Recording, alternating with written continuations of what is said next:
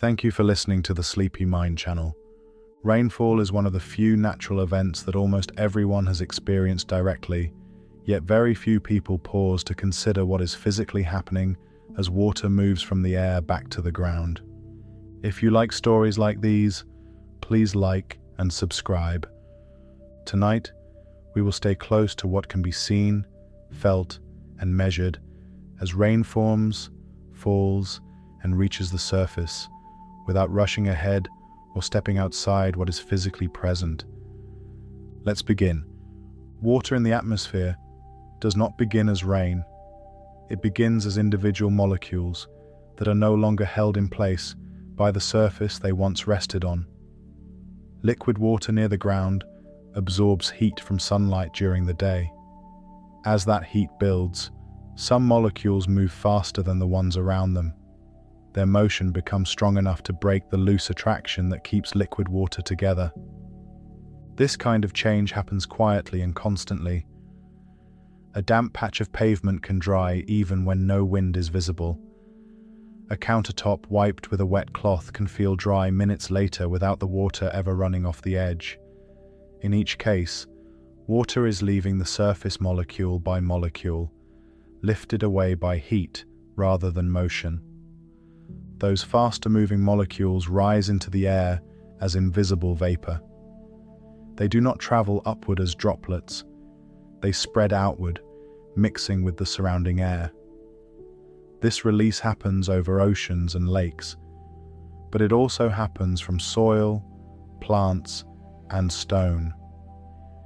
Even surfaces that appear dry can still release moisture when enough heat is present. Air near the surface is already filled with gases, and those gases can only hold a limited amount of water vapor.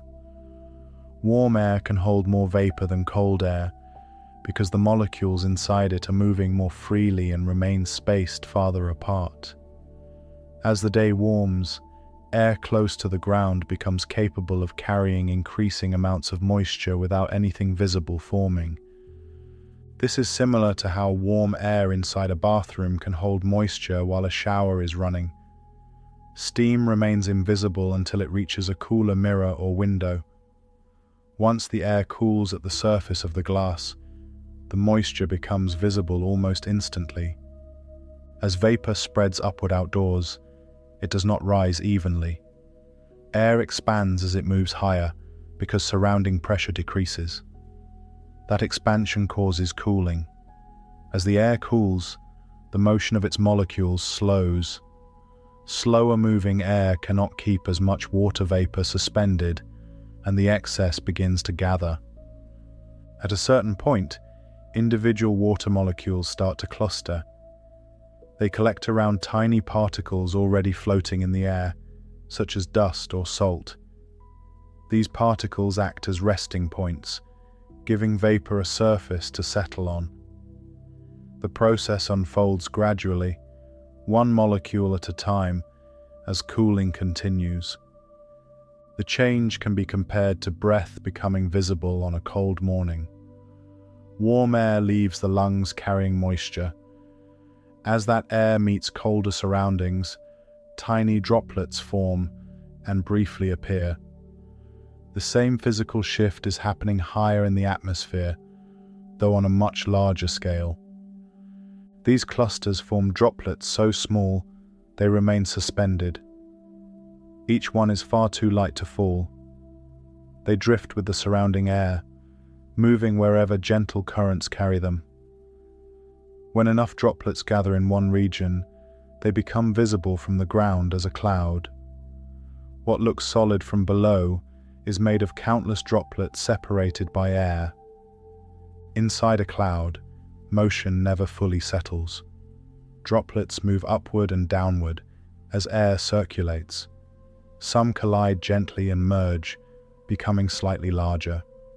Others separate again as turbulence shifts their paths. Growth happens slowly, influenced by temperature, air movement, and how crowded the cloud already is. This process resembles dust motes moving through sunlight in a quiet room. They drift, pause, and change direction with subtle air movement. Over time, some come together briefly before separating again. As droplets increase in size, their weight increases. Gravity begins to pull more strongly on them. Larger droplets fall faster than smaller ones, but they still encounter resistance from the air below. That resistance pushes upward, flattening the droplets slightly as they fall. Real raindrops are not tear-shaped. They are closer to rounded forms that change shape as air presses against them. Some droplets begin falling but never reach the ground. As they pass through warmer, drier air, they can evaporate again before completing the descent. This creates faint streaks beneath clouds that fade before touching the surface. The water returns to vapor, blending back into the surrounding air. When droplets grow large enough that air resistance can no longer support them, gravity completes the process. Rain begins as water falling freely toward the ground. Wind may carry the drops sideways during their descent, but it is gravity that pulls them downward. Each drop follows a slightly different path, depending on its size and the air it moves through. Rain does not fall evenly across the planet. Some regions experience frequent rainfall because warm air rises there regularly. In other places, air tends to sink, suppressing cloud formation. These differences are shaped by large-scale air movement and surface temperature. Mountains interrupt moving air by lifting it. As air is pushed upward along a slope, it cools, triggering condensation and rainfall on one side. After crossing the peak, the same air descends and warms, reducing its ability to form clouds. This creates dry regions known as rain shadows, where rainfall remains limited even when moisture is nearby. When rain reaches the ground, movement stays active. Some water slips into the soil, filling tiny spaces between grains. Some flows across the surface, gathering in shallow paths that follow the land's shape. The balance between absorption and runoff depends on how quickly rain arrives and how prepared the ground is to receive it. Light rain falling on dry soil can soak in quickly, much like water poured slowly onto loose earth in a garden bed.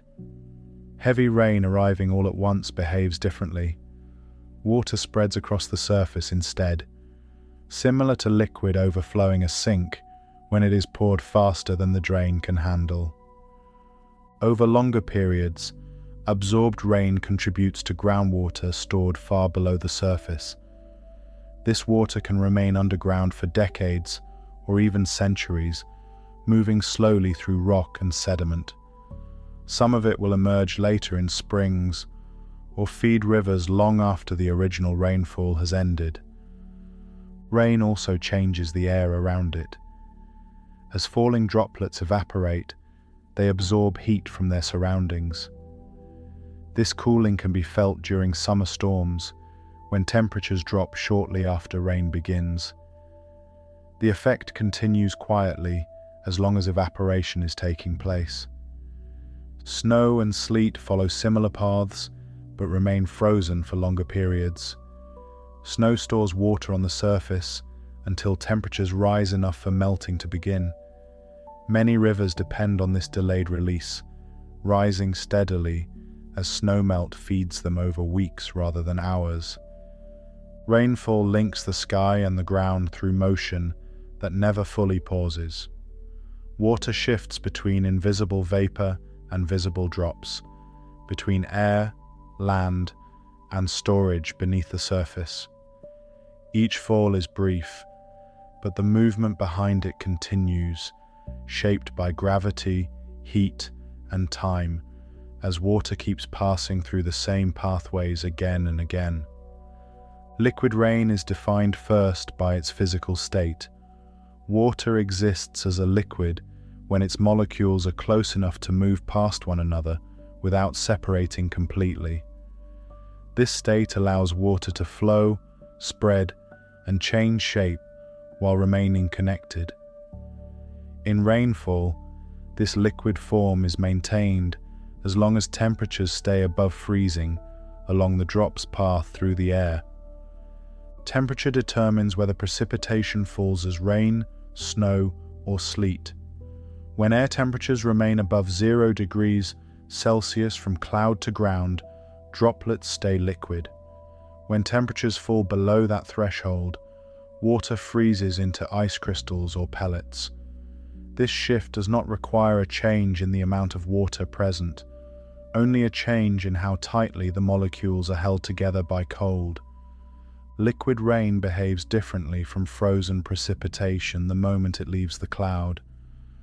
A raindrop can flatten, stretch, and respond to air resistance as it falls.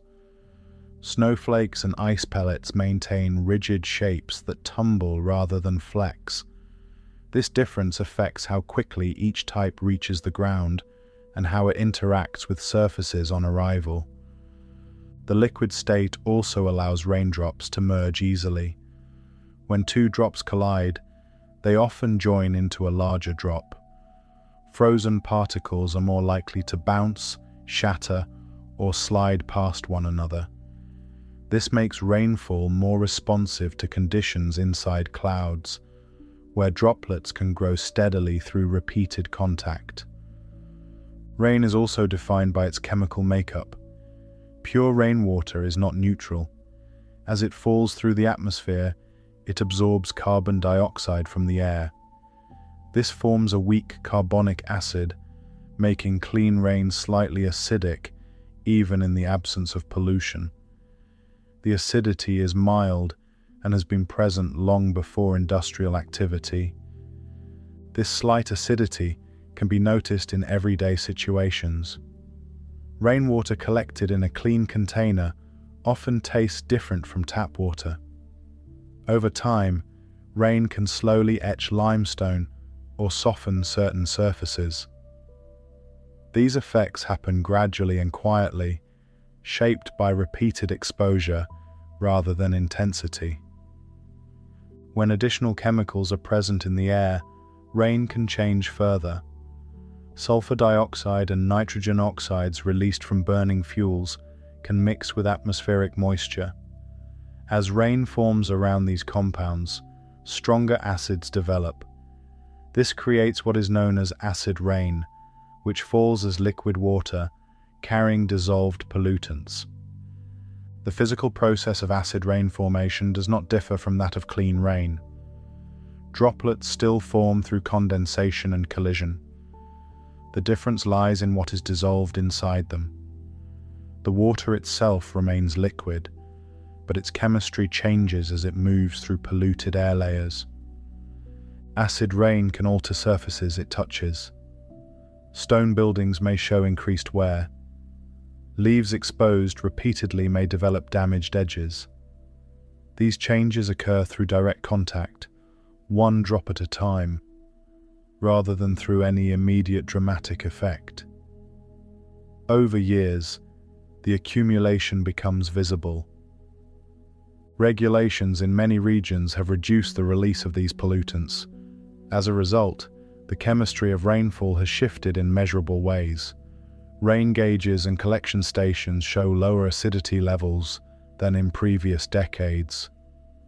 The physical act of rain falling remains the same, but the substances carried within it have changed. Rain can also be classified by the size and behavior of its droplets. Drizzle consists of very small droplets that fall slowly and evenly. These droplets may appear to float rather than fall, carried gently by air currents. Heavier rain contains larger drops that fall more directly and strike surfaces with greater force. This difference can be felt immediately. Drizzle dampens clothing slowly, much like mist settling on skin during a cool morning walk. Heavy rain soaks fabric quickly, as larger drops deliver more water with each impact. Both forms are liquid rain, distinguished only by drop size and fall speed. Drop size influences how rain sounds as it falls. Fine rain produces a soft, nearly uniform sound.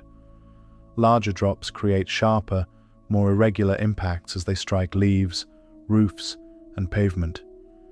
These sounds come from physical contact, shaped by mass and speed rather than by the amount of water alone. Rain is also classified by how it forms within clouds. Some rain develops through steady upward air movement, producing widespread, even rainfall over long periods. Other rain forms within strong vertical air currents, creating brief but intense downpours. In both cases, the defining feature remains liquid water falling under gravity. The way rain interacts with air resistance further distinguishes it from other precipitation. As raindrops fall, air pushes upward against them. This resistance increases as speed increases, eventually balancing gravity. At that point, the drop falls at a steady speed rather than accelerating further. This balance can be compared to holding a hand out of a moving car window. As speed increases, the air pushes harder against the hand until movement stabilizes.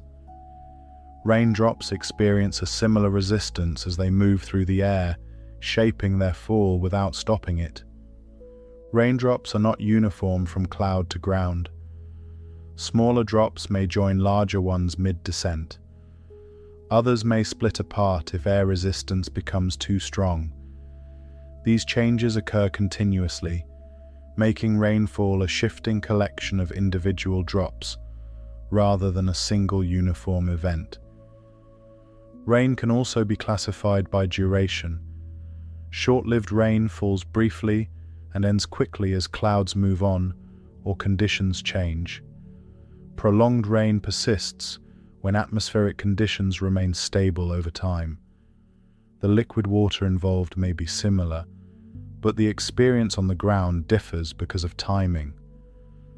Extended rainfall allows water to soak deeper into surfaces. Brief rain often wets only the upper layers of soil or pavement.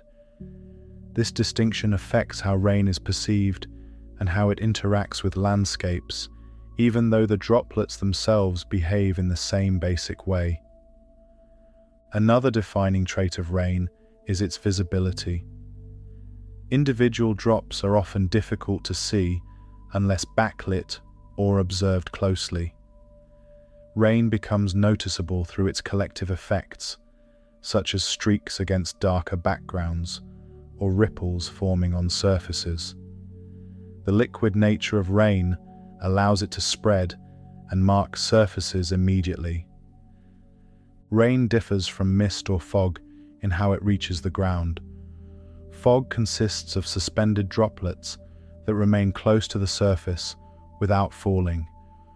Rain involves droplets large enough for gravity to overcome suspension.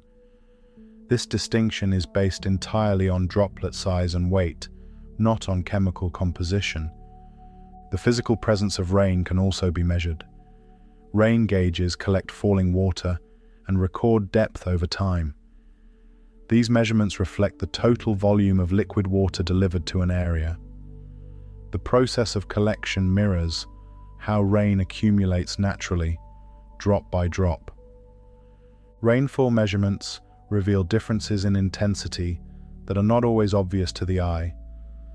A steady light rain over several hours can deliver more water than a short, heavy downpour.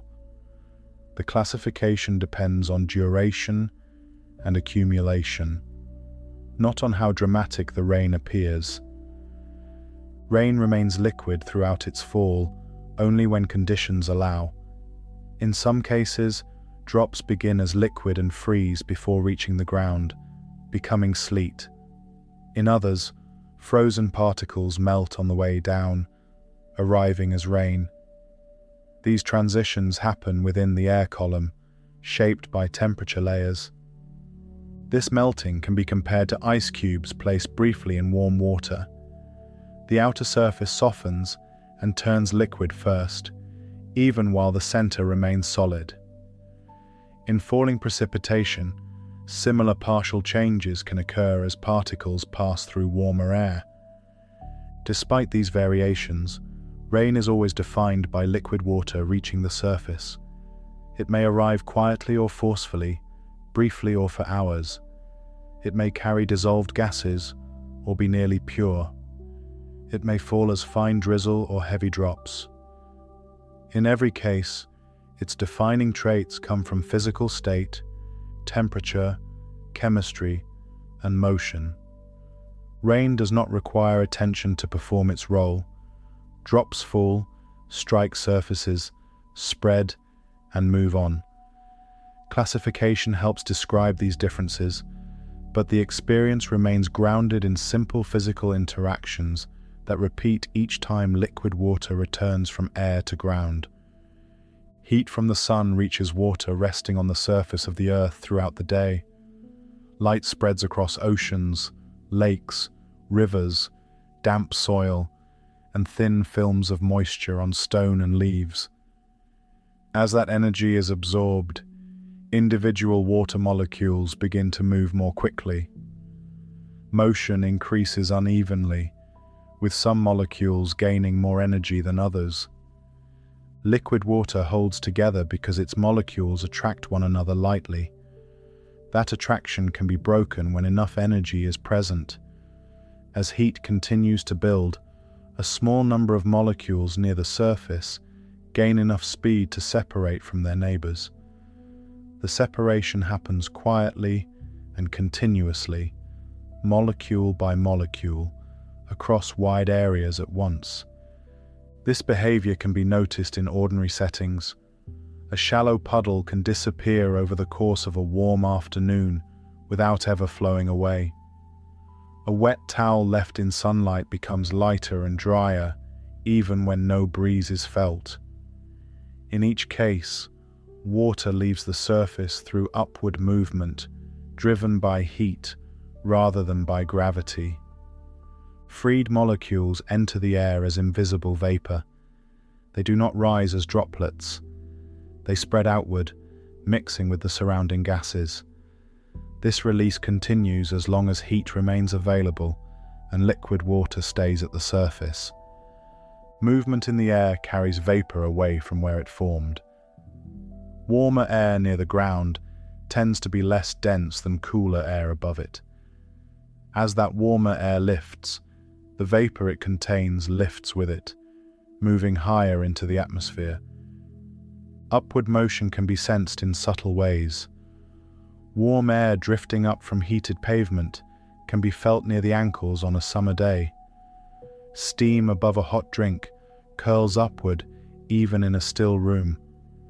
Outdoors, similar lifting motion carries water vapor away from the surface. As vapor travels upward, it spreads into larger volumes of air.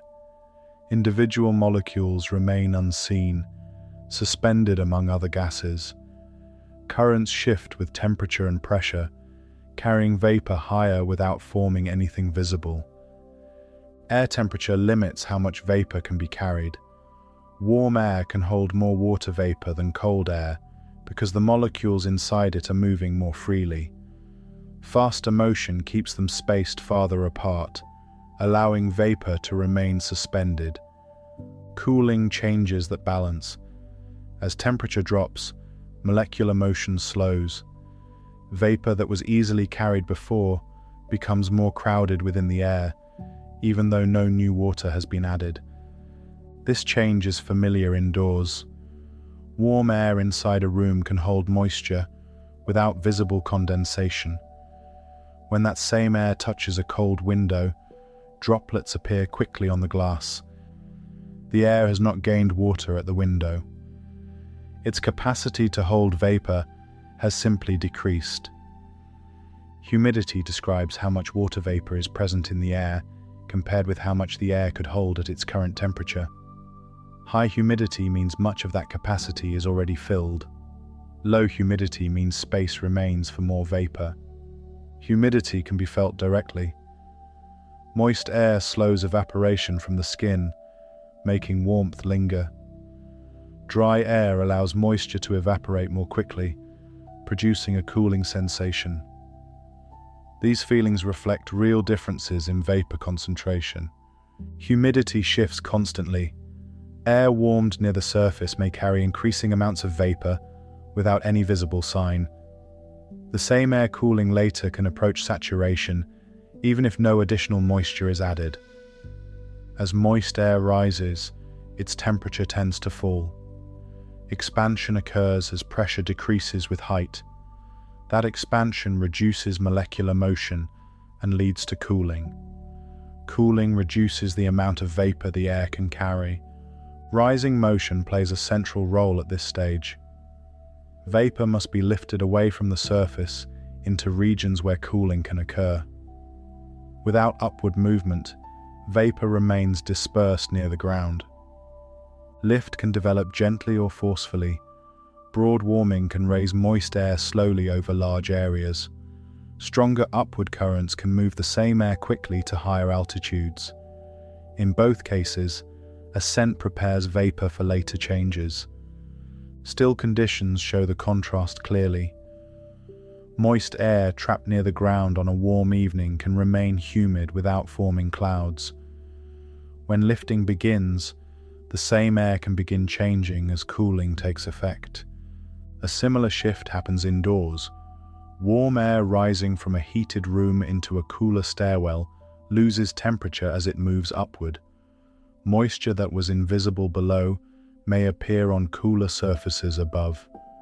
In the atmosphere, the same cooling prepares vapor for what comes next. Moist air that continues to rise carries its vapor upward as capacity slowly decreases. Vapor concentration increases relative to temperature. The air approaches saturation without forming droplets yet. Throughout this stage, water remains invisible. Vapor molecules stay separate and suspended.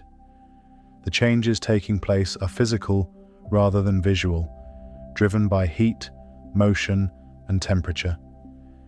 Heat at the surface, upward transport of vapor, temperature-dependent capacity, and rising motion together establish the early conditions needed for rainfall.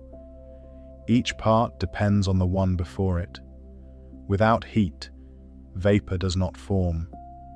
Without lift, cooling does not occur.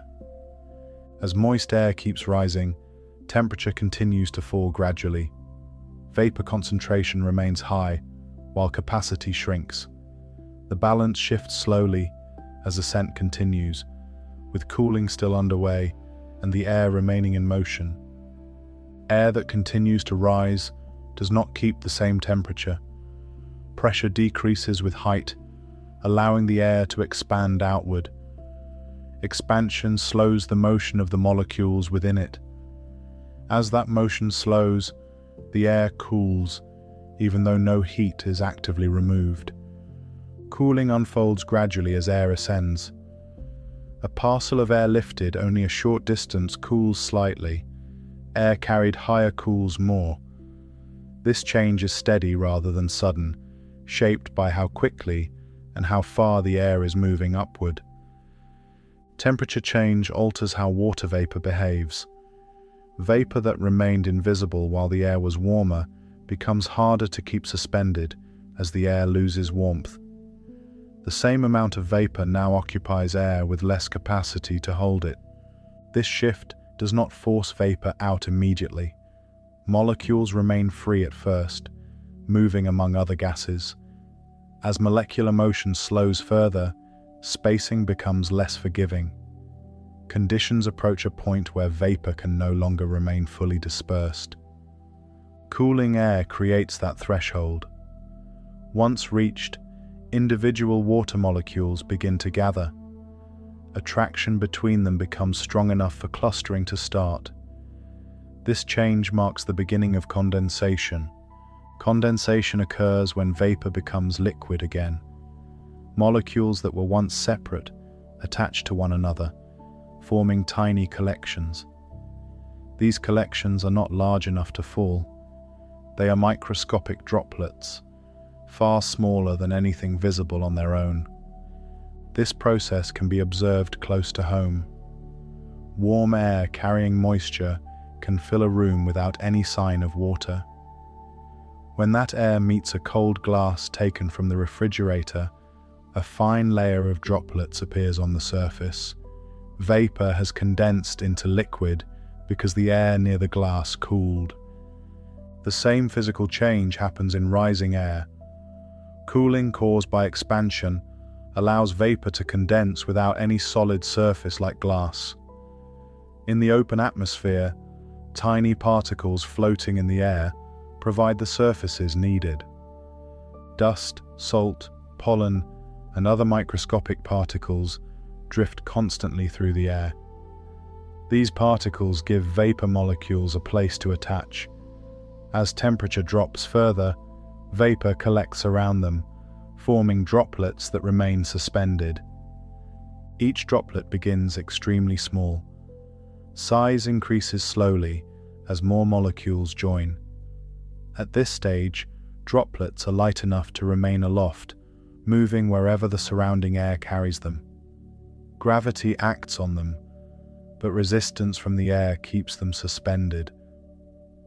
Droplet formation does not happen all at once. It spreads gradually through the rising air. Some regions condense earlier than others, depending on temperature and vapor concentration. The result is a scattered population of droplets rather than a solid mass. As droplets accumulate, their presence becomes visible. Light passing through them scatters, making the air appear pale or milky. From the ground, this collection of droplets appears as cloud. A cloud is not a solid object. It is a region of air containing countless tiny droplets, held in place by air movement. The shape of a cloud reflects how air is moving within it, rather than the droplets themselves. Clouds can form slowly or quickly. Gentle lifting over large areas produces widespread layers of cloud. Stronger upward motion can create thicker regions where droplets concentrate more rapidly. In either case, condensation follows falling temperature. Droplets within a cloud remain in constant motion. Air currents lift them upward and allow them to drift sideways. Some droplets rise higher, entering colder air. Others sink slightly, entering warmer layers below. This movement prevents immediate settling. This suspended motion resembles fine mist hanging in the air on a cool morning. Tiny droplets remain afloat, drifting without falling, until conditions change. In clouds, the same balance keeps droplets suspended. Droplet size depends on how much vapor condenses and how long the droplet remains within the cloud. Early droplets remain extremely small. At this stage, they are carried easily by air currents. As ascent continues, additional vapor condenses. Droplet numbers increase as temperature drops further. The cloud thickens as light scatters more strongly through the growing population. Condensation does not require intense cooling. A small decrease in temperature can be enough when vapor concentration is high. Air nearing saturation needs only slight cooling for droplets to begin forming. Humidity influences how quickly this stage develops. Air carrying a high vapor load reaches saturation sooner as temperature falls. Air with lower vapor concentration must lose more heat before condensation begins. This sensitivity explains why clouds can appear rapidly under some conditions and more slowly under others.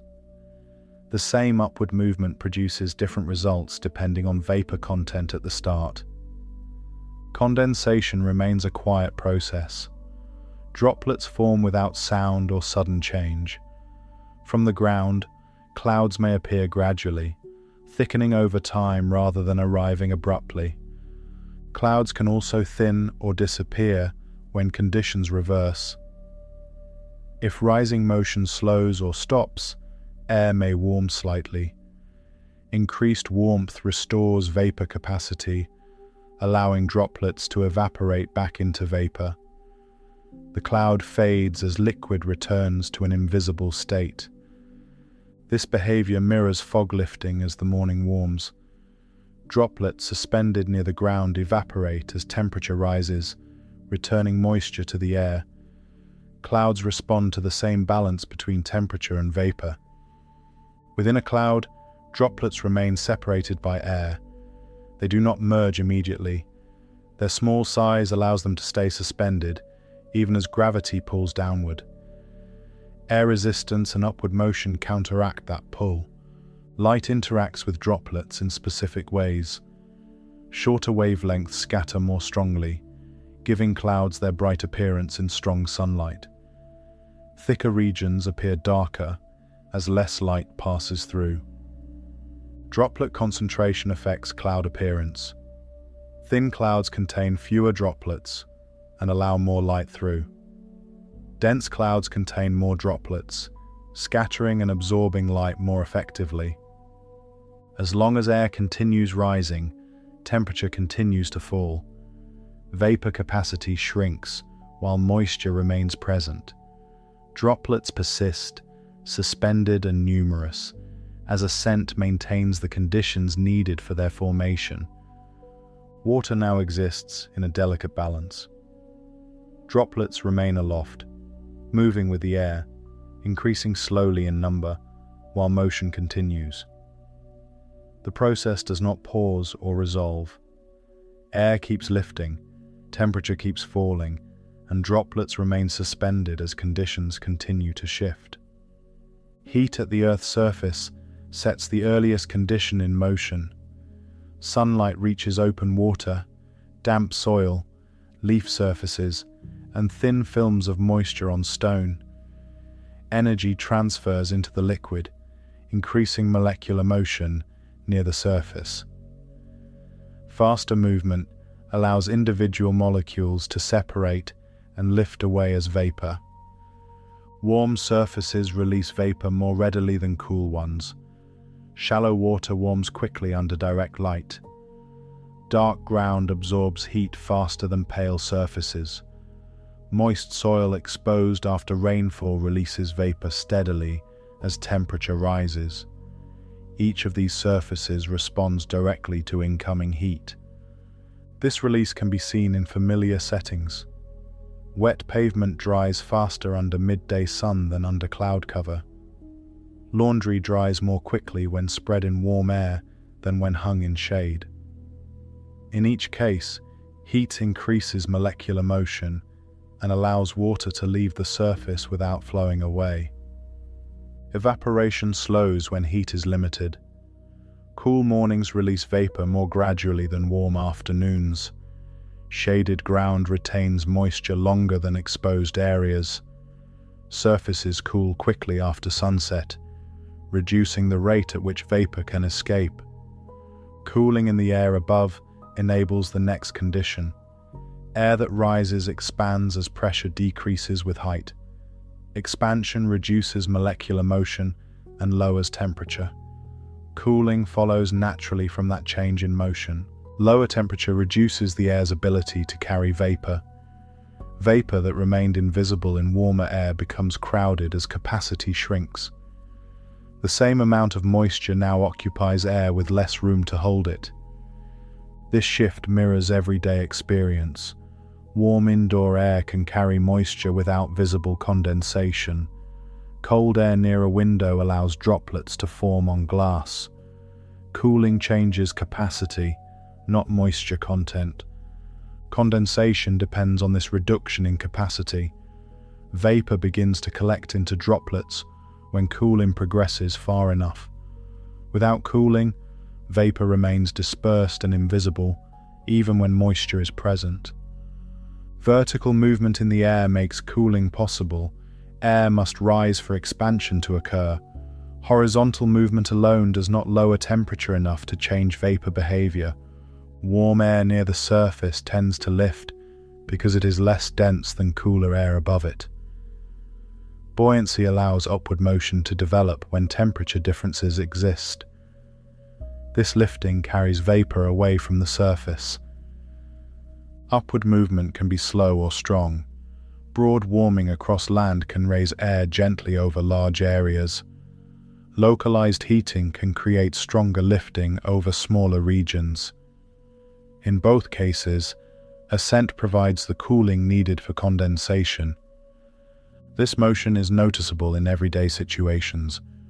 Warm air drifting upward from a heated road can be felt at ankle level. Steam rising from a hot drink curls upward even in still air. In the atmosphere, similar lifting carries vapor higher. Moisture availability sets limits on what can develop. Air cannot condense vapor that is not present. Regions with abundant surface water release more vapor into the air than dry regions. Oceans supply vast amounts of moisture because water is always present at the surface. Lakes and wetlands add vapor steadily through evaporation. Vegetation contributes through moisture released from leaves. Dry ground releases far less vapor under the same heat. This difference appears clearly across landscapes. Coastal air often contains more moisture than inland air. Forested areas release vapor more consistently than bare ground. Deserts remain dry because limited surface moisture restricts vapor supply. Moisture availability also changes with time. Recent rainfall increases surface moisture and vapor release. Extended dry periods reduce available moisture even when heat is strong. Air passing over dry land carries less vapor upward. Atmospheric temperature gradients shape where these processes can occur. Temperature differences between surface and upper air determine how easily lifting begins. Strong gradients promote upward motion. Weak gradients suppress it. Warm ground beneath cooler air creates unstable conditions. Rising motion develops more readily when surface air is much warmer than the air above it. Cooling aloft enhances expansion and condensation as air ascends. Gentle gradients produce slower changes. Small temperature differences limit buoyancy and reduce lifting. Vapor may remain near the surface without cooling enough to condense. This pattern can be compared to warm air rising inside a building. Strong heating on a lower floor pushes air upward into cooler levels above. Weak heating produces little movement. The same principle applies in the open atmosphere. Temperature gradients also vary with time of day. Daytime heating strengthens surface warmth relative to upper air. Nighttime cooling reduces that difference. As gradients change, the potential for lifting shifts as well. Seasonal changes alter gradients over longer periods. Summer warmth increases surface heating. Winter cold reduces it.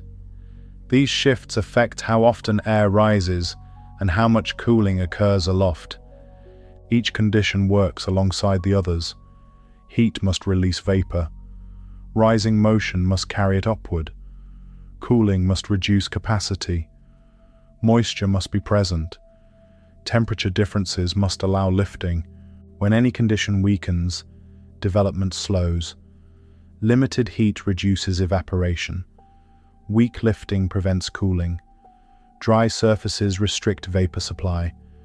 Shallow temperature gradients suppress ascent. When conditions strengthen together, change accelerates. Warm surfaces release vapor quickly. Strong lifting carries moist air upward. Cooling reduces capacity rapidly. Droplets begin forming as condensation takes hold. Throughout this stage, water remains in motion. Vapor continues lifting. Air continues expanding. Temperature remains underway with height. Moisture moves upward as long as conditions allow. As air keeps rising through changing temperature layers, vapor remains present while capacity continues to adjust. The balance between motion, heat, and moisture remains active, with upward movement still underway and cooling still shaping what can form next. Droplets inside clouds move continuously with the air that holds them. Small currents lift and lower them, carrying each droplet along a winding path. As they drift, droplets cross the paths of others, moving in slightly different directions. These crossings create frequent contact points within the cloud. Collisions occur gently at first. Tiny droplets brush against one another as air motion brings them together. Most encounters are light, shaped by slow relative speeds rather than force. Even so, contact happens often because clouds contain immense numbers of droplets in close proximity. This contact can be compared to fine dust floating in a sunlit room. Particles drift independently, yet occasional touches occur as air currents shift.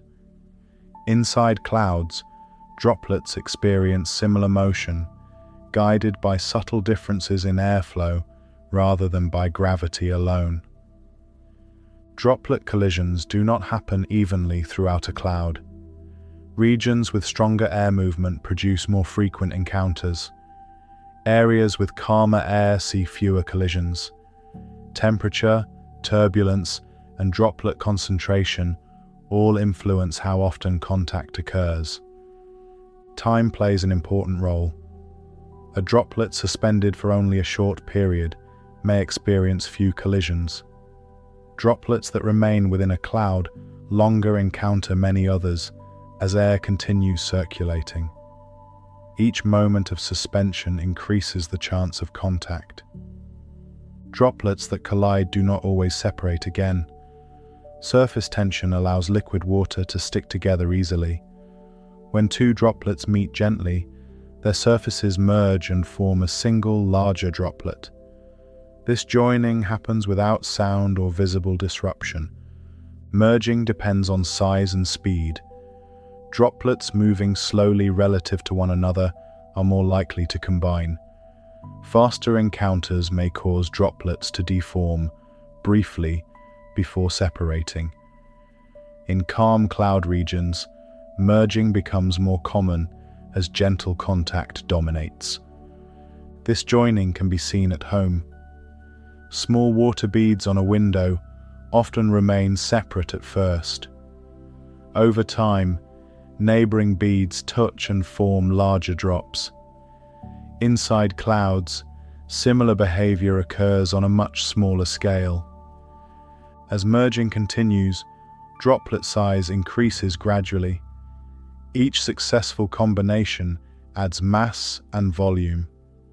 Growth happens incrementally rather than suddenly. A droplet becomes larger, not through one event, but through many small additions. Larger droplets behave differently from smaller ones. Increased size changes how air flows around them.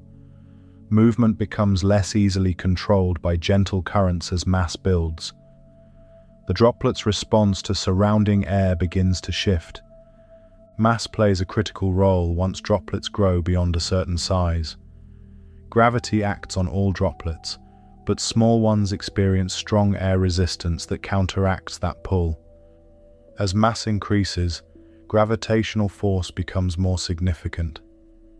Air resistance rises with speed and surface area, pushing upward against falling motion. Small droplets experience enough resistance to remain suspended. Larger droplets experience the same resistance, but their greater mass produces a stronger downward force. This balance can be compared to light and heavy objects falling through water. A feather drifts slowly because resistance dominates. A stone falls quickly because mass overcomes resistance. In clouds, growing droplets shift gradually from one behavior toward the other. As mass increases, resistance no longer fully offsets gravity. The droplet begins to move downward, relative to the surrounding air. Initial descent is slow, shaped by lingering air currents that still influence its path. Downward motion does not begin abruptly. Droplets often sink slightly, then lift again as they pass through varying air movements. Over time, Increasing mass tips the balance more consistently downward. Gravity initiates true descent once mass becomes sufficient. The droplet separates from the cloud's general suspension and begins falling through the air below. Air resistance remains present, but gravity now dominates the overall motion. Descent speed increases gradually until forces balance again. A steady falling speed is reached when upward air resistance equals downward gravitational pull. This speed varies depending on droplet size and surrounding air density. Gravity acts continuously during descent. Wind may push droplets sideways, but gravity maintains the downward path. Each droplet follows a unique route shaped by its size and the air it passes through. Falling motion changes how droplets interact with air. Increased speed strengthens resistance. The droplet responds by altering shape rather than breaking apart. Liquid water allows flexibility that frozen particles do not have. Shape adjustment occurs as air pressure increases beneath the droplet. The bottom flattens slightly, while the top remains rounded. Very large drops may stretch further, developing shallow indentations. This shape change can be seen when water drips from a tap. A forming drop elongates and flattens before detaching. During descent, raindrops experience similar pressure from moving air. Smaller droplets maintain more rounded shapes because resistance remains lower. Larger droplets deform more noticeably as falling speed increases. Shape remains dynamic, shifting as conditions change during descent. Air resistance continuously presses against the droplet's underside. This pressure prevents unlimited acceleration and shapes the falling form. Without resistance, droplets would accelerate until impact, but air moderates the motion. Shape influences stability. Excessive deformation can cause large droplets to split into smaller ones.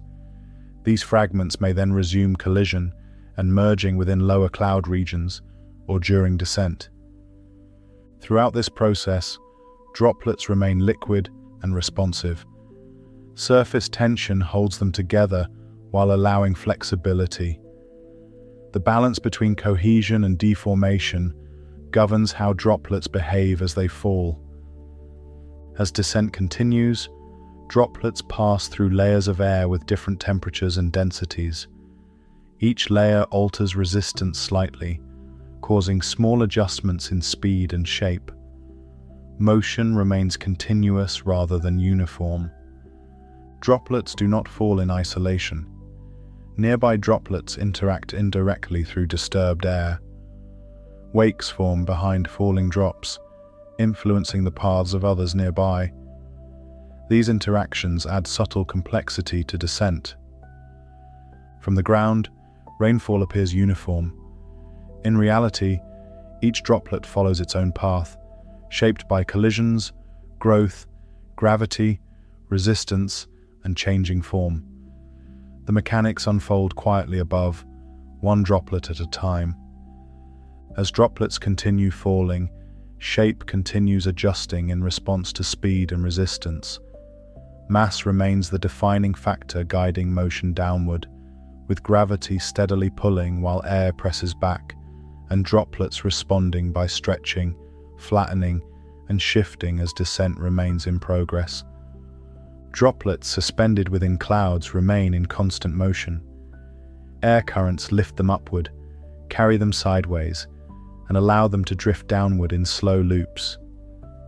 As droplets move along these paths, they cross the routes of many others. Each crossing creates an opportunity for contact. Collisions occur because droplets do not all move at the same speed or in the same direction. Slight differences in size cause slight differences in motion. When one droplet moves faster than another, their paths can intersect. Contact happens quietly, without force, guided by the surrounding air. This process resembles fine particles floating in a gently stirred space. Dust motes in sunlight drift independently until a shift in air brings them together. In clouds, droplets experience similar motion, guided by subtle variations in airflow rather than by gravity alone. Growth begins when collisions lead to merging. Liquid water allows droplets to stick together easily. When two droplets meet gently, surface tension pulls them into a single larger droplet. The new droplet contains the combined mass of both originals. Merging does not occur with every collision. Some encounters are too brief or too forceful, causing droplets to separate again. Successful growth depends on speed, angle, and relative size. Calm conditions favor merging, while chaotic motion can interrupt it. Each successful merge increases droplet size only slightly. Growth happens through accumulation, rather than through sudden change. A droplet becomes larger through many small additions, each one barely noticeable on its own. Time plays a central role in this process. Droplets suspended for longer periods experience more collisions than those that leave the cloud quickly. Extended suspension increases the number of opportunities for growth. This gradual accumulation can be compared to condensation forming on a cold surface. Tiny beads appear first, then slowly gather into larger drops as time passes. Inside clouds, similar patience governs droplet growth. Growth never happens all at once. No single moment produces a large droplet. Instead, size increases through repeated contact spread across minutes or longer. Each collision adds a small amount of mass, building incrementally. Turbulence within clouds shapes how droplets move and grow. Rising and sinking air currents create irregular motion. Droplets follow winding paths rather than straight lines, increasing the likelihood of encountering others. Turbulent motion mixes droplets of different sizes together. Larger droplets move through air differently from smaller ones. These differences increase relative speeds, making collisions more likely than in perfectly still air. This mixing can be seen when water is gently stirred in a container. Particles suspended in the liquid follow curved paths, crossing one another repeatedly. In clouds, air turbulence produces similar mixing on a much larger scale. Not all regions of a cloud experience the same turbulence. Some areas remain relatively calm, allowing slow and steady growth. Other regions churn more vigorously, increasing collision rates, but also increasing separation. Droplets respond continuously to these shifting conditions. Paths change moment by moment as air currents strengthen, weaken, or reverse. Growth patterns vary accordingly, with some droplets growing steadily, while others remain small. Size differences begin to influence motion more strongly as droplets grow. Larger droplets experience greater gravitational pull than smaller ones. Although air resistance still acts on them, increased mass gives gravity a stronger influence. Larger droplets begin moving downward relative to the surrounding air. Descent may be slow at first, interrupted by upward currents. Over time, increased mass allows downward motion to become more consistent. Falling speed increases with size. A larger droplet moves through air faster than a smaller one because gravity exerts a stronger force. Air resistance increases as speed increases, but mass grows more quickly than resistance at this stage. This difference can be noticed in everyday situations. Larger drops falling from a roof reach the ground faster than fine mist drifting nearby. Inside clouds, similar differences in size produce different falling speeds. Smaller droplets behave differently. Limited mass allows air resistance to counteract gravity more effectively. Small droplets remain suspended, carried easily by even gentle air currents. Suspension allows small droplets to linger within the cloud. Extended time aloft increases the chance of future collisions. Remaining suspended does not prevent growth. It delays descent until sufficient mass is gained. This lingering resembles fine spray hanging in the air after a light mist. Tiny droplets drift without settling, remaining aloft until conditions change. In clouds, small droplets behave in the same way. Growth patterns vary widely within a single cloud. Some droplets grow quickly through repeated collisions in turbulent regions. Others remain small, drifting quietly through calmer air. Relative motion continues to shape encounters. Larger droplets falling through slower moving air may collide with smaller droplets rising or drifting sideways. These encounters can add mass efficiently. As size increases, falling motion alters the droplet's path through the cloud. Downward movement increases the range of air layers encountered. Each layer presents new droplets, moving at different speeds and directions. This expanded range increases collision opportunities. Falling droplets pass through regions of varying droplet concentration. Growth can accelerate as paths cross more frequently. Despite this, growth remains gradual. No droplet skips directly from microscopic size to large mass. Each stage builds upon the last through repeated, incremental change. Turbulence continues influencing outcomes throughout this stage. Strong upward currents can lift larger droplets temporarily, slowing descent. Weaker currents allow gravity to dominate more quickly. Droplet populations constantly shift as air moves. Paths intersect, separate, and intersect again. Growth patterns emerge from this continuous motion rather than from any single condition. Smaller droplets remain numerous, even as some grow larger. Suspension keeps them available for future collisions. Their presence ensures that growth can continue as long as motion persists. Within this moving environment, droplets exist at many sizes at once. Growth and suspension occur side by side. Some droplets descend, others linger, and many remain in between.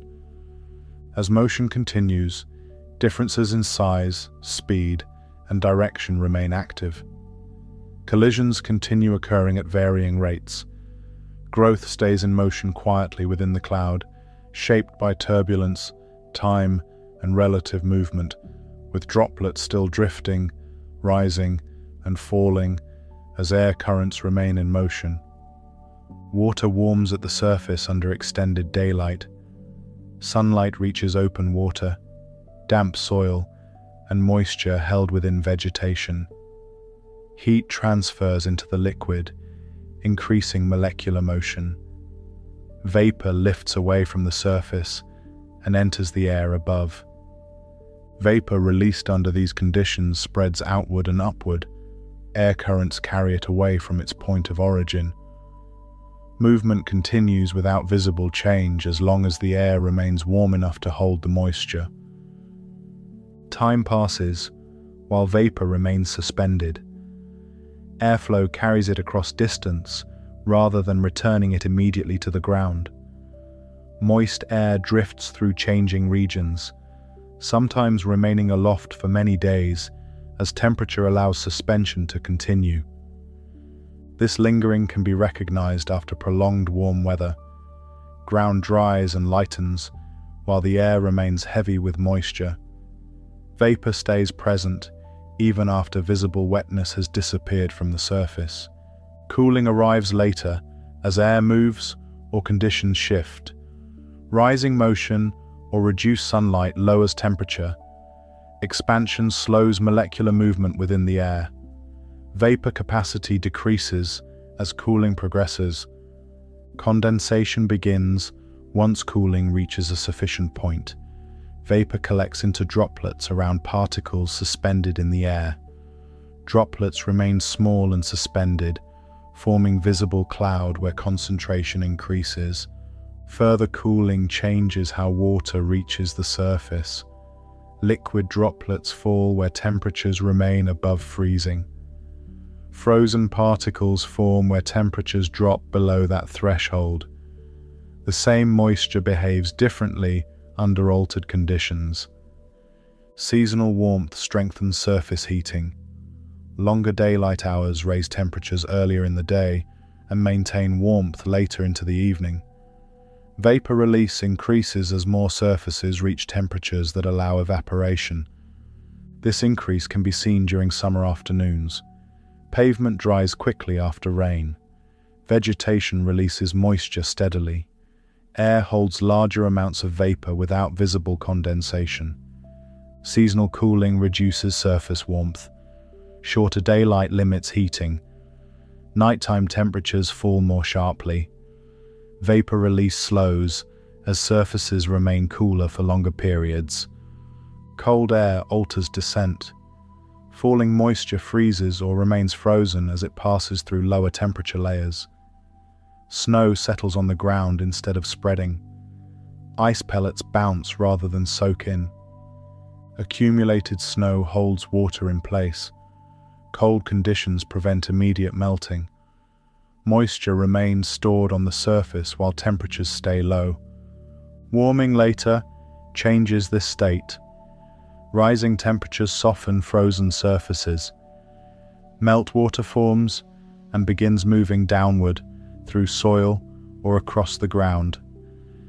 Air movement stays active, carrying vapor between these periods.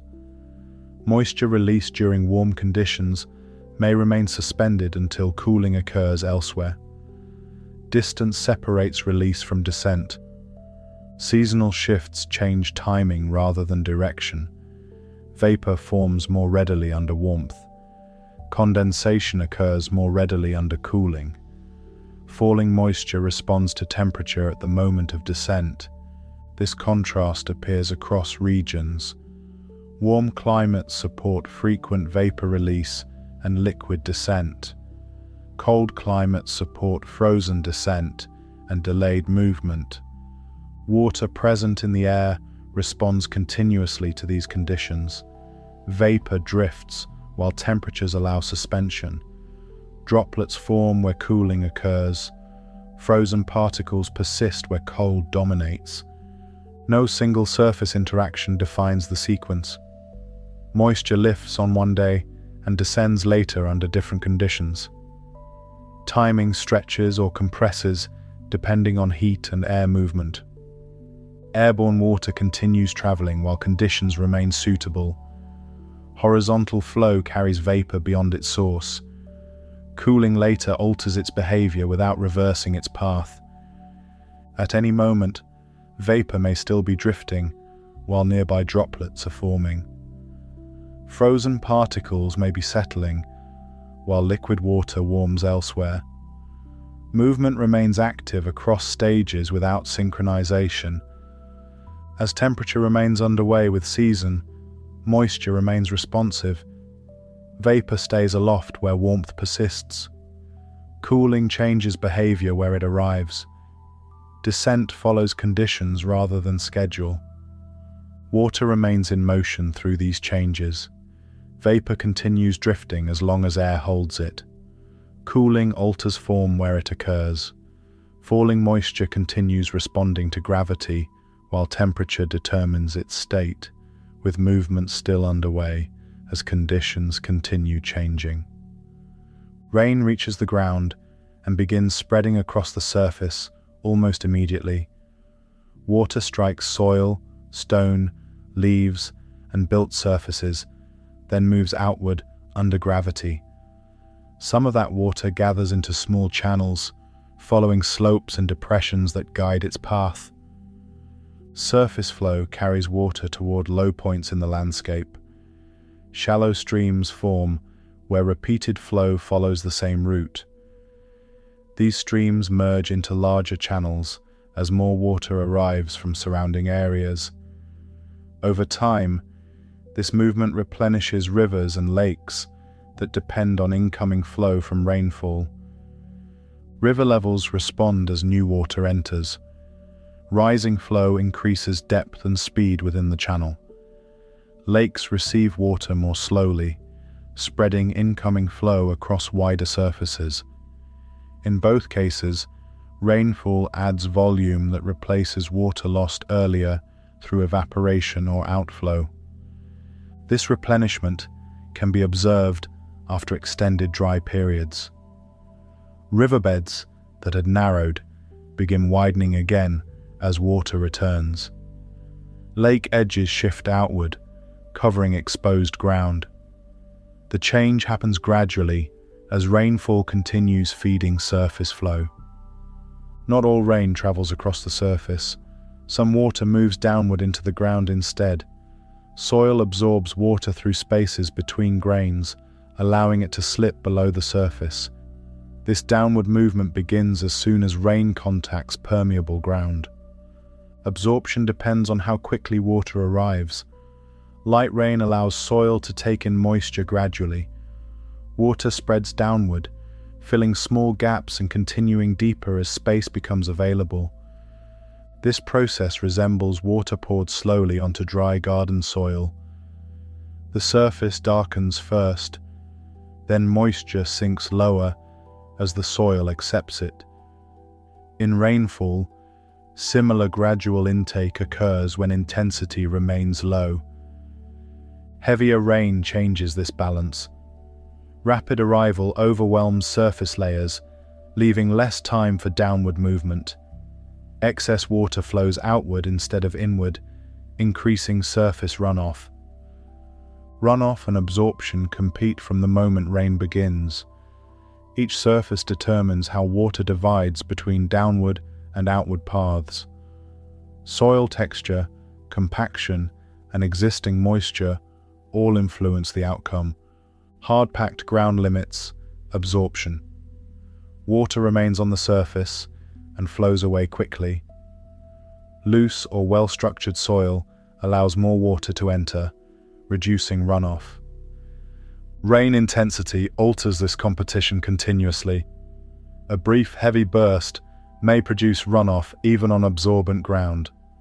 A long, gentle rain may allow deep infiltration even where soil absorbs slowly. Water that enters the ground keeps transferring downward beyond the reach of roots and surface activity. Gravity pulls moisture through layers of soil toward deeper zones. This movement slows as spaces become smaller and pathways more complex. Below the surface, water collects in underground layers of rock and sediment. These layers store water within cracks, pores, and spaces between particles. Stored water forms groundwater held beneath the surface. Groundwater does not move quickly. Pressure and resistance slow its flow through rock and sediment. Movement may take years to carry water a short distance underground. This slow movement allows groundwater to persist for long periods. Water entering underground storage may remain there for decades or even centuries before emerging elsewhere. Time stretches far beyond the duration of the rainfall that supplied it. This persistence can be seen where springs emerge far from obvious sources. Clear water flows steadily even during dry periods. The supply reflects past rainfall stored underground rather than recent storms. Groundwater storage depends on repeated infiltration over time. Occasional heavy rain contributes less than frequent gentle rain. Slow absorption allows deeper recharge that surface runoff cannot provide. Rain intensity therefore shapes long-term storage. Light rain promotes infiltration and recharge. Intense rain favors runoff and rapid surface flow, reducing the amount that reaches deeper layers. This contrast becomes visible across landscapes. Areas receiving steady rainfall often support reliable springs and base flow in rivers. Areas dominated by brief downpours experience rapid rises and falls in surface water. Rivers reflect both pathways. Surface runoff raises river levels quickly after storms. Groundwater contributes more slowly, sustaining flow between rainfall events. Lakes receive similar inputs. Direct runoff adds water rapidly. Groundwater inflow supplies steadier contributions over longer periods. The balance between these inputs influences water levels through time. Water moving across the surface continues shaping channels as it flows. Sediment shifts under moving water, altering paths and storage capacity. These changes affect how future rainfall is distributed between runoff and absorption.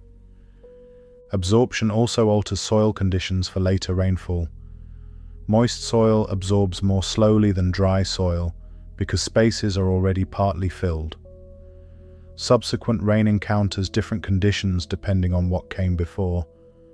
This changing capacity can be noticed during extended wet periods. Puddles form more easily as soil reaches saturation. Runoff increases even under moderate rain as absorption limits are reached. Dry periods reverse this pattern. Extended dryness opens spaces in soil as moisture evaporates.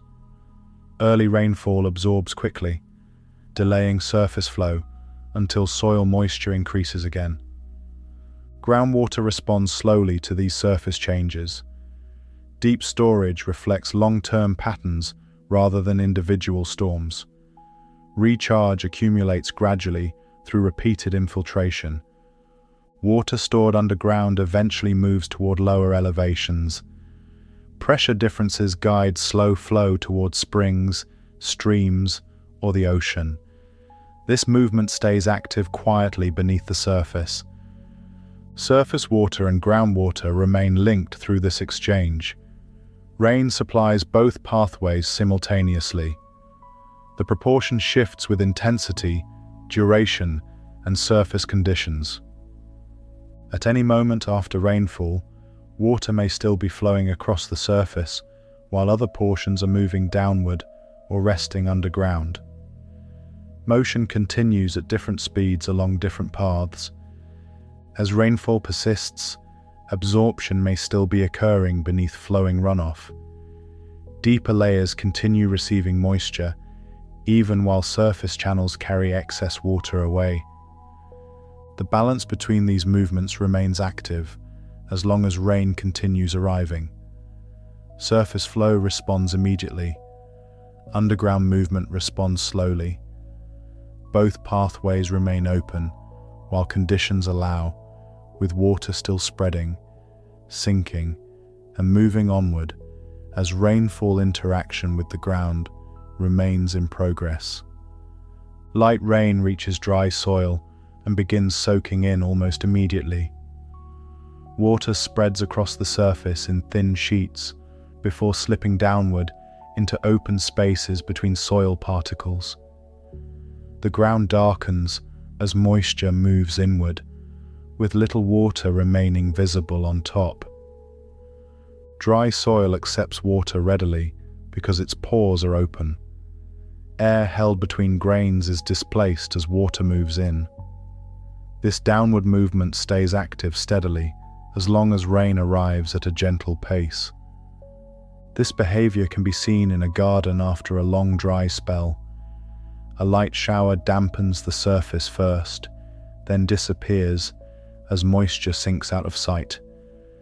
The ground changes color, but puddles do not form because absorption keeps pace with arrival. Absorption continues deeper as rain persists.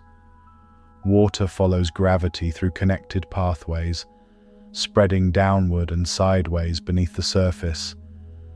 Movement remains slow and quiet, shaped by soil texture and structure. Heavy rain arrives differently. Large volumes of water reach the ground in a short time. Surface layers fill quickly, leaving little space for additional moisture to enter. Water begins spreading outward instead of downward. Overwhelmed ground sheds excess water. Thin flows gather across the surface, following slopes and shallow depressions. Absorption still occurs beneath, but at a slower rate than water is arriving. This contrast can be noticed when water is poured slowly onto dry earth, compared with when it is poured quickly. Slow pouring allows soaking. Fast pouring produces overflow. Rainfall produces the same effect depending on intensity. Surface runoff forms rapidly once absorption falls behind. Water connects across the ground, linking small flows into broader sheets. Paths develop where water repeatedly follows the same route. Runoff accelerates movement across the landscape. Water travels farther and faster than it would through soil. Gravity pulls surface flow toward lower elevations, guiding it into channels and drains. Surfaces influence how quickly runoff develops. Bare ground sheds water faster than ground covered by vegetation. Compacted soil resists absorption more than loose soil. Pavement and rock allow almost no absorption.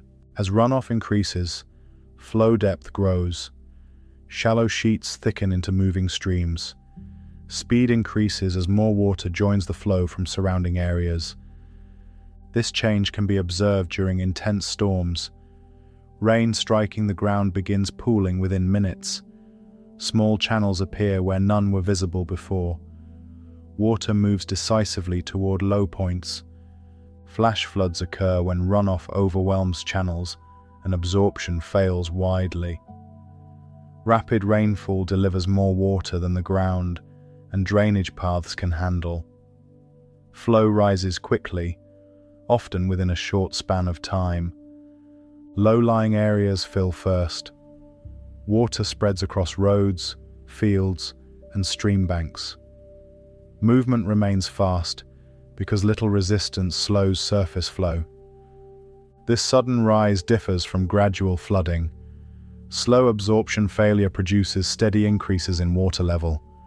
Flash flooding produces abrupt changes as water concentrates rapidly. The difference can be compared to filling a container slowly versus tipping water in all at once. Gradual filling allows adjustment.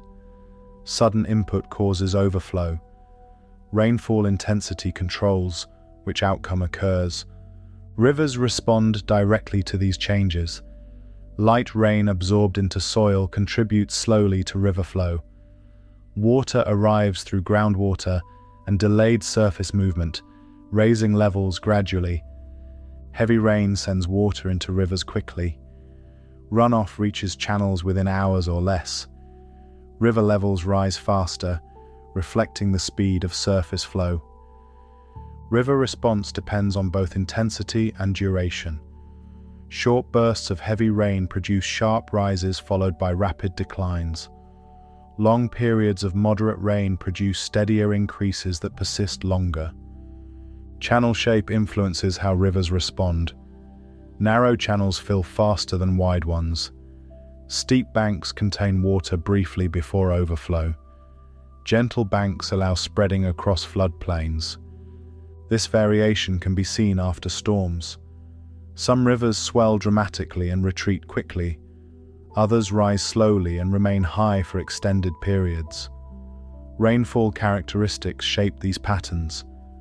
Redistribution continues after rain stops. Runoff slows as water drains away. Absorption resumes where soil remains unsaturated. Moisture keeps transferring downward beneath the surface. Ground conditions change with each event. Wet soil absorbs less during subsequent rain. Drying restores capacity gradually. Each rainfall alters how the next will behave. River levels fall as surface inputs decline. Groundwater continues supplying flow, sustaining rivers between storms. The pace of decline reflects how water entered the system. This delayed contribution can be observed during dry intervals. Rivers continue flowing even without recent rain.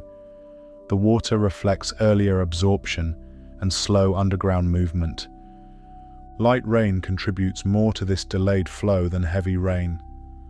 Gentle absorption feeds groundwater more effectively. Intense runoff bypasses deeper storage. Redistribution across the landscape remains uneven. Slopes shed water faster than flat areas. Valleys collect flow from multiple directions. Each feature alters movement paths. Vegetation influences these transitions. Leaves and stems slow falling rain, reducing immediate impact. Roots improve soil structure, increasing absorption capacity. Bare surfaces behave differently. Water strikes directly and moves quickly. Absorption decreases as soil compacts under repeated flow. These differences shape local flooding risk. Areas with poor absorption experience faster runoff. Areas with good absorption delay and reduce surface flow. After heavy rain, remaining water keeps transferring. Pooled water drains slowly into soil where possible. Channels carry lingering flow downstream. Rivers adjust as inputs change. Levels drop as runoff ends. Flow stabilizes as groundwater contributions dominate again. This rise and fall repeats with each rainfall event. Timing, intensity, and surface conditions determine the shape of each response.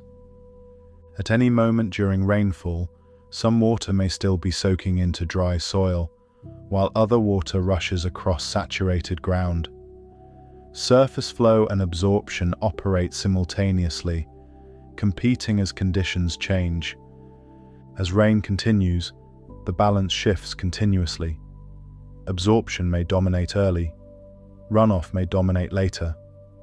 River levels respond in turn, rising, spreading, and adjusting as water continues redistributing across the landscape, while movement remains active and surface flow is still forming and shifting across the ground. Raindrops strike exposed ground with measurable force. Water falls from height and contacts soil particles directly. Impact transfers energy into the surface, breaking loose fine grains and lifting them slightly before they settle again nearby. Bare soil responds quickly to repeated impact. Individual grains detach from the surface and shift downslope with shallow surface flow. Small splashes form where drops land, scattering particles outward in short arcs. This movement begins with the first drops and continues as long as rainfall persists. This effect can be seen on uncovered earth during a storm. Dry dust lifts briefly with each impact, then darkens as moisture spreads. Fine particles gather in tiny ridges or wash into shallow channels where water begins to move. Dislodged particles alter the surface texture. Rough patches smooth as grains shift. Small depressions deepen where repeated impacts occur. These changes happen gradually, shaped by thousands of individual drops rather than by a single event. Vegetation alters how raindrops reach the ground. Leaves, stems, and grasses interrupt falling water before it reaches soil. Contact with plant surfaces slows droplets and spreads their force over a larger area. Flexible plant material bends under impact. Leaves absorb energy by moving rather than resisting it. Stems sway slightly as drops strike, reducing the force transferred downward. The ground beneath receives gentler contact as a result. This buffering can be noticed in grassy areas during rain. Water reaches the soil more quietly beneath plants than on bare patches nearby. The difference appears immediately as less splashing and fewer displaced particles. Plant cover also changes droplet size. Large drops break apart when they strike leaves. Smaller droplets form and fall with less force. Reduced size lowers impact energy, even before water reaches the surface. Vegetation density influences the degree of protection.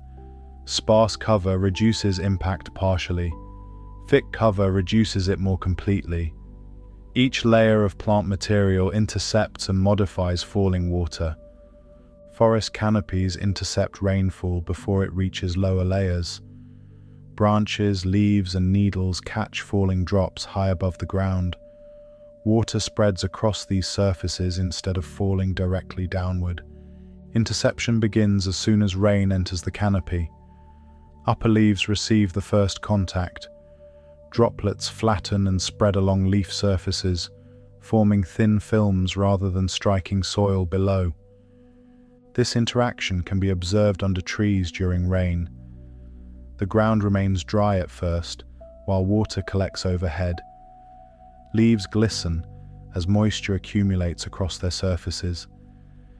Canopy structure shapes interception patterns. Broad leaves hold water differently than narrow needles. Layered branches create multiple contact points that slow water repeatedly before it descends further. Intercepted water does not remain stationary. Gravity pulls collected moisture toward leaf edges and branch tips. Movement resumes slowly as water gathers and prepares to fall again. Water dripping from leaves falls in delayed intervals. Drops form gradually as moisture accumulates at edges. Release occurs when mass overcomes surface tension, allowing droplets to detach. Dripping differs from direct rainfall. Drops fall from lower heights and at irregular timing. Impact force decreases as distance shortens and drop size changes. This delayed release resembles water dripping from a soaked roof edge after rain. Drops fall one at a time rather than in a steady sheet. The ground below receives water intermittently instead of continuously. Slow dripping spreads rainfall over time. Gaps between drops allow water to soak in before the next arrives. Reduced intensity limits surface disturbance beneath the canopy. Dripping also redistributes where water lands. Drops fall from specific points rather than evenly across the surface. Patterns form beneath leaves and branches where repeated drips occur. Canopy interception protects soil by reducing direct impact. Slower, smaller drops reach the ground after passing through vegetation. Energy dissipates across plant surfaces instead of being delivered to soil. Protected soil maintains structure more effectively. Aggregates remain intact. Fine particles stay in place rather than washing away. Surface texture changes more slowly under vegetative cover. Protection extends beyond the moment of rainfall. Reduced disturbance preserves pore spaces that aid absorption. Water enters soil more readily where structure remains intact. This effect can be seen in forested areas after storms. Leaf litter remains undisturbed. Soil beneath stays cohesive and less compacted. Surface runoff appears later than on exposed ground. Interception varies with rainfall intensity. Light rain may remain entirely within the canopy for extended periods. Heavy rain exceeds holding capacity and passes through more quickly. Canopy storage fills gradually. Leaves and branches hold water until surfaces are saturated. Additional water then moves downward through dripping or flow along stems. Stem flow directs water toward tree bases. Water travels along bark and reaches the ground near trunks. This creates concentrated wet areas close to roots. Protected soil beneath canopies responds differently than exposed soil nearby. Impact reduction allows absorption to dominate. Dislodgement remains limited even during prolonged rainfall. Soil beneath vegetation experiences repeated gentle wetting rather than sharp impacts. Moisture spreads inward without significant surface disruption. Fine particles remain in place as water moves through. Rainfall interaction with landscapes depends on surface cover. At the moment drops arrive. Bare ground experiences immediate disturbance. Vegetated ground experiences moderated contact. This contrast persists as rain continues. Areas under cover maintain stability longer. Exposed patches change more rapidly as particles shift and surfaces erode. As rainfall persists, Interception and dripping continue adjusting water delivery. Leaves remain wet. Drops continue forming and falling at varied intervals. Soil beneath remains protected, while water keeps moving downward through plant layers, with dripping still ongoing and contact with the ground continuing unevenly beneath the canopy as rainfall interaction remains in progress. Rainfall arrives at cultivated ground according to timing rather than intention. Seeds placed in soil respond to moisture only when it reaches them at particular stages. Water arriving during early growth spreads into dry soil and activates germination. Water arriving later influences stem extension and leaf formation. Each phase responds differently depending on when rain occurs. Fields prepared for planting remain sensitive to timing. Soil that receives moisture too early may compact under equipment. Soil that remains dry too long resists root penetration.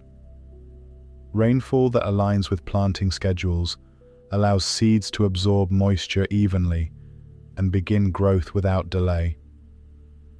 Crop surfaces interact with rainfall as physical structures. Leaves intercept falling drops. Stems channel water toward the ground. Root zones respond to moisture availability as water spreads downward through soil layers. Growth proceeds when moisture arrives within suitable windows. Timing differences become visible across growing seasons. Early rain supports establishment. Mid-season rain sustains expansion. Late rain influences maturation. Each stage depends on moisture arriving neither too soon nor too late. Rainfall that exceeds soil absorption alters these interactions. Heavy rain saturates surface layers quickly. Roots become surrounded by water-filled spaces that limit gas exchange. Stems and leaves experience prolonged wetness that increases physical stress. Excess water accumulates around plant bases. Soil structure weakens as pore spaces fill. Standing water restricts movement beneath the surface. Plant tissues respond by slowing growth or sustaining damage when saturation persists. This effect can be seen after prolonged storms. Fields remain waterlogged.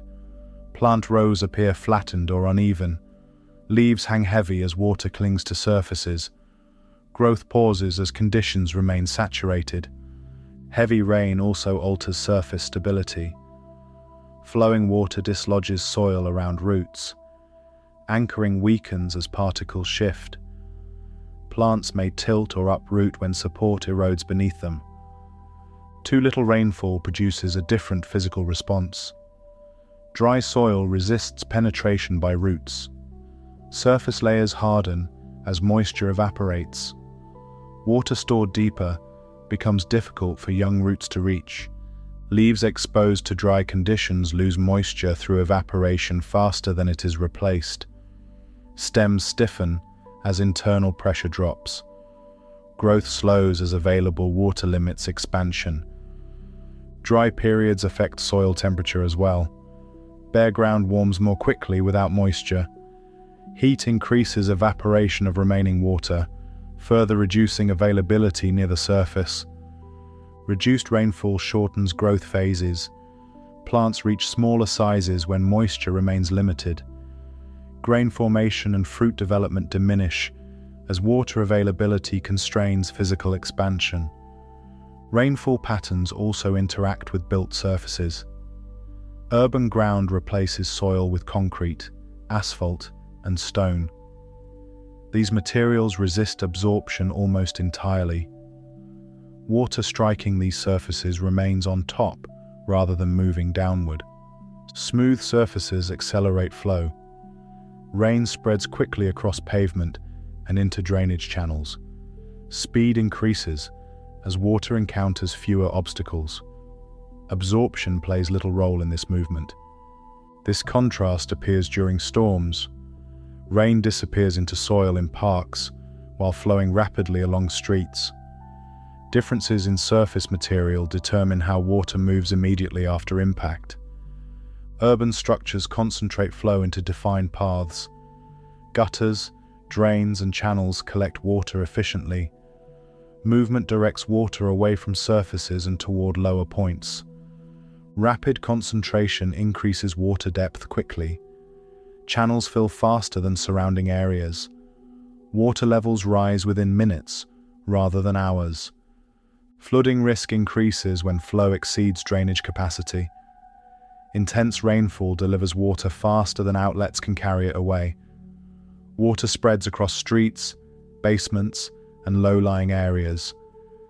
This behavior mirrors water poured into a sink faster than it can drain. Overflow occurs not because water is unusual, but because capacity is limited. Urban surfaces create similar constraints during heavy rain. Timing affects urban flooding as well. Short, intense bursts overwhelm systems more readily than longer, gentle rain. Dry periods preceding storms reduce absorption even in limited permeable areas. Urban vegetation modifies these effects slightly. Trees intercept some rainfall. Soil pockets absorb limited amounts. These areas delay runoff briefly before saturation occurs. Flooding alters how water redistributes across cities. Flow follows slopes and barriers created by buildings and roads. Water pools where movement slows and depth increases. After rainfall ends, movement stays active. Water drains from surfaces and channels. Pooled areas empty gradually where outlets allow. Residual moisture evaporates from exposed surfaces. Agricultural and urban landscapes share sensitivity to timing and intensity. Both respond physically to how quickly water arrives and how long it remains. Surfaces, structures, and materials shape these responses without interpretation. At any moment during rainfall, some water may be supporting growth, while other water is causing stress. Some surfaces may be absorbing moisture, while others are shedding it rapidly. As rain continues, interactions remain active. Soil conditions shift with saturation. Built surfaces continue directing flow. Plants respond to moisture presence or absence as water movement remains in progress, and surface contact continues adjusting with each passing moment. Rain gardens receive water where surfaces slope or drain toward them. Shallow basins fill as runoff arrives from surrounding ground. Soil within these areas allows water to spread outward and downward instead of continuing across the surface. Slowing begins as soon as water enters planted depressions. Flow loses speed as it encounters stems, leaves, and uneven ground.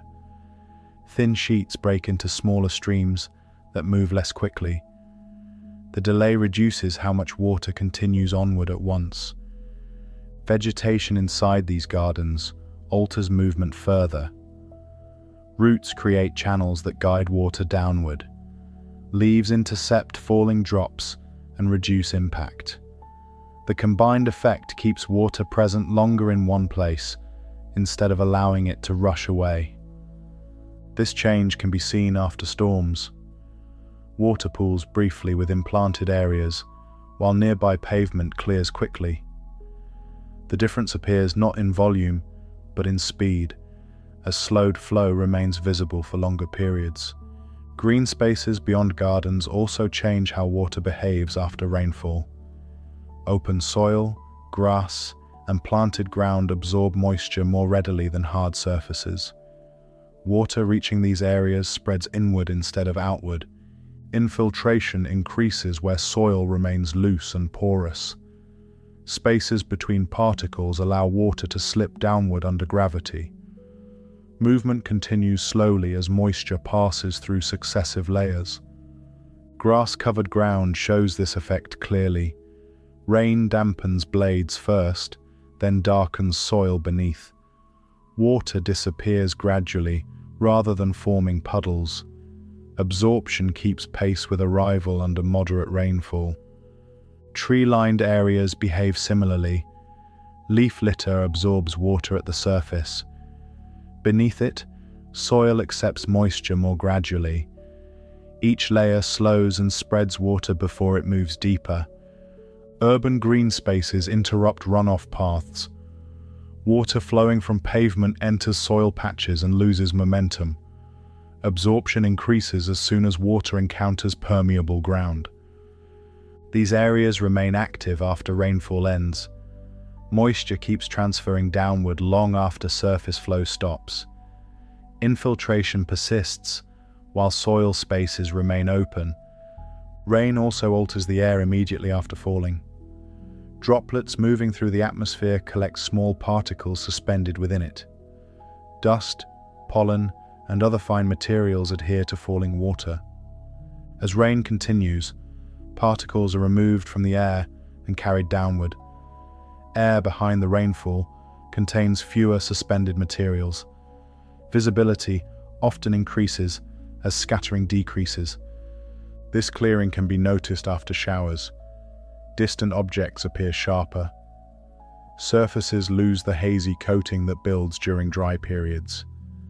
The change reflects physical removal rather than chemical alteration. Rain performs this washing action throughout its descent. Each droplet gathers material as it falls. Combined effect increases as more water passes through the same air mass. Particles settle onto surfaces or wash into drains once rain reaches the ground. Air above remains clearer while removal continues.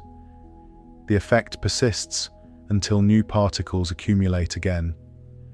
Temperature often changes as rainfall occurs. Falling droplets evaporate partially as they pass through warmer air. Evaporation absorbs heat from the surrounding atmosphere. Cooling becomes noticeable during and after rain. Air temperature drops as heat energy is taken up by evaporation. The effect depends on humidity, rainfall intensity, and air movement. This cooling can be felt on skin during summer storms. Warm air becomes noticeably cooler as rain falls. The shift happens quickly as evaporation begins. Ground surfaces respond as well. Pavement cools under rainfall. Soil temperatures drop as moisture spreads and evaporation increases. Heat stored during dry periods dissipates. Vegetation experiences similar changes. Leaves cool as water evaporates from their surfaces. Transpiration combines with rainfall evaporation to reduce surface temperature. Cooling continues briefly after rainfall ends. Moist surfaces keep evaporating water. Air remains cooler until moisture levels decline or heat input increases again. Post-rainfall conditions continue evolving. Slowed runoff remains within planted areas. Infiltration continues beneath green spaces. Air remains clearer while particles stay removed. Temperature remains lower while evaporation persists. Surfaces release stored heat more slowly as moisture remains present. Change unfolds gradually rather than ending abruptly. As time passes, water continues redistributing. Some moisture remains stored within soil. Some evaporates back into the air. Some keeps transferring slowly downward. Green spaces and rain gardens remain active during this period. Soil holds water. Roots remain surrounded by moisture. Movement persists below the surface. Air continues interacting with remaining moisture. Evaporation slows as surfaces dry. Temperature begins shifting again as heat returns. At any moment after rainfall, water may still be moving downward through soil, evaporating from surfaces, or lingering within planted areas. Air may still be clearing as remaining droplets fall or evaporate. Temperature may still be adjusting as heat exchange continues, with physical changes still unfolding and moisture movement remaining in progress. Rain carries dissolved nitrogen compounds as it moves through the air. Water droplets collect nitrogen-containing molecules while forming and falling. These compounds remain suspended within the liquid as rain descends toward the surface. Nitrogen enters rain from multiple sources in the air. Gases released by lightning, soil microbes, oceans, and plant activity become mixed within the atmosphere. Droplets absorb these materials during formation and descent, holding them in solution. Falling rain delivers these compounds directly to surfaces it contacts. Water spreads across leaves, soil, stone, and built materials, carrying dissolved nitrogen with it. Contact transfers these compounds from air to ground without mechanical force. This transfer happens quietly and repeatedly. Each rainfall event adds small amounts of nitrogen to surfaces it reaches. Accumulation depends on frequency and intensity rather than on any single storm. Nitrogen deposited by rain becomes available within soil and on plant surfaces. Moisture carries compounds downward into upper soil layers. Roots encounter nitrogen as water spreads through pore spaces. Plant tissues respond physically to this input. Leaves absorb nitrogen delivered by surface wetting. Roots take up nitrogen dissolved in soil moisture as it moves past them. This fertilizing effect can be noticed over time. Vegetated areas often appear greener after periods of regular rainfall. Growth reflects increased availability of essential elements delivered gradually with moisture. Nitrogen introduced by rain does not remain fixed at the surface. Water movement redistributes it through soil layers. Gravity guides dissolved compounds downward, while capillary action spreads them sideways. Microbial activity responds to these changes. Soil organisms encounter new chemical inputs as moisture returns. Metabolic processes increase as water and nutrients become available together. Soil bacteria release scent compounds when moisture reaches dry ground. Long dry periods allow organic materials to accumulate near the surface. Bacterial cells remain inactive until water arrives. Rainfall reactivates these organisms. Moisture penetrates surface layers and reaches dormant bacteria. Metabolic activity resumes as water dissolves and transports organic compounds. This reactivation produces volatile chemicals that move into the air. Compounds such as oils and byproducts are released from soil particles. Airflow carries these molecules upward where they become noticeable. The scent appears strongest after extended dry periods. Accumulated materials remain concentrated near the surface during drought. First rainfall releases a sudden burst of compounds as moisture arrives. This smell has a distinct character recognized across environments. Dry ground produces little scent. Damp ground following rain releases a noticeable aroma as chemical exchange occurs. Petrichor describes this collection of scent compounds released after dry conditions. Oils produced by plants and metabolites released by bacteria combine during rainfall. Water acts as the carrier that lifts these materials into the air. The timing of petrichor depends on dryness before rain. Short dry intervals produce milder scents. Long dry periods allow greater accumulation and stronger release. This release can be compared to dust lifted briefly when water first contacts a dry surface. Fine particles and volatile compounds rise together before settling again. The process remains physical rather than symbolic. Rain alters surface chemistry wherever it lands. Water dissolves soluble materials present on surfaces. Salts, residues, and atmospheric deposits mix into the liquid and move with it. Stone surfaces respond by releasing ions into the water film. Soil surfaces exchange minerals with incoming moisture. Built materials interact chemically as rain contacts exposed layers. These changes begin immediately upon contact. Thin films form across surfaces. Dissolution starts as soon as water spreads, altering chemical composition at the boundary. Surface chemistry keeps adjusting as water moves. Flow carries dissolved substances into soil, drains, or surface channels. Residual moisture leaves behind altered concentrations once evaporation resumes. This process can be observed on hard surfaces after rain. Pale streaks appear where water evaporates. Residues remain where dissolved materials were transported and deposited.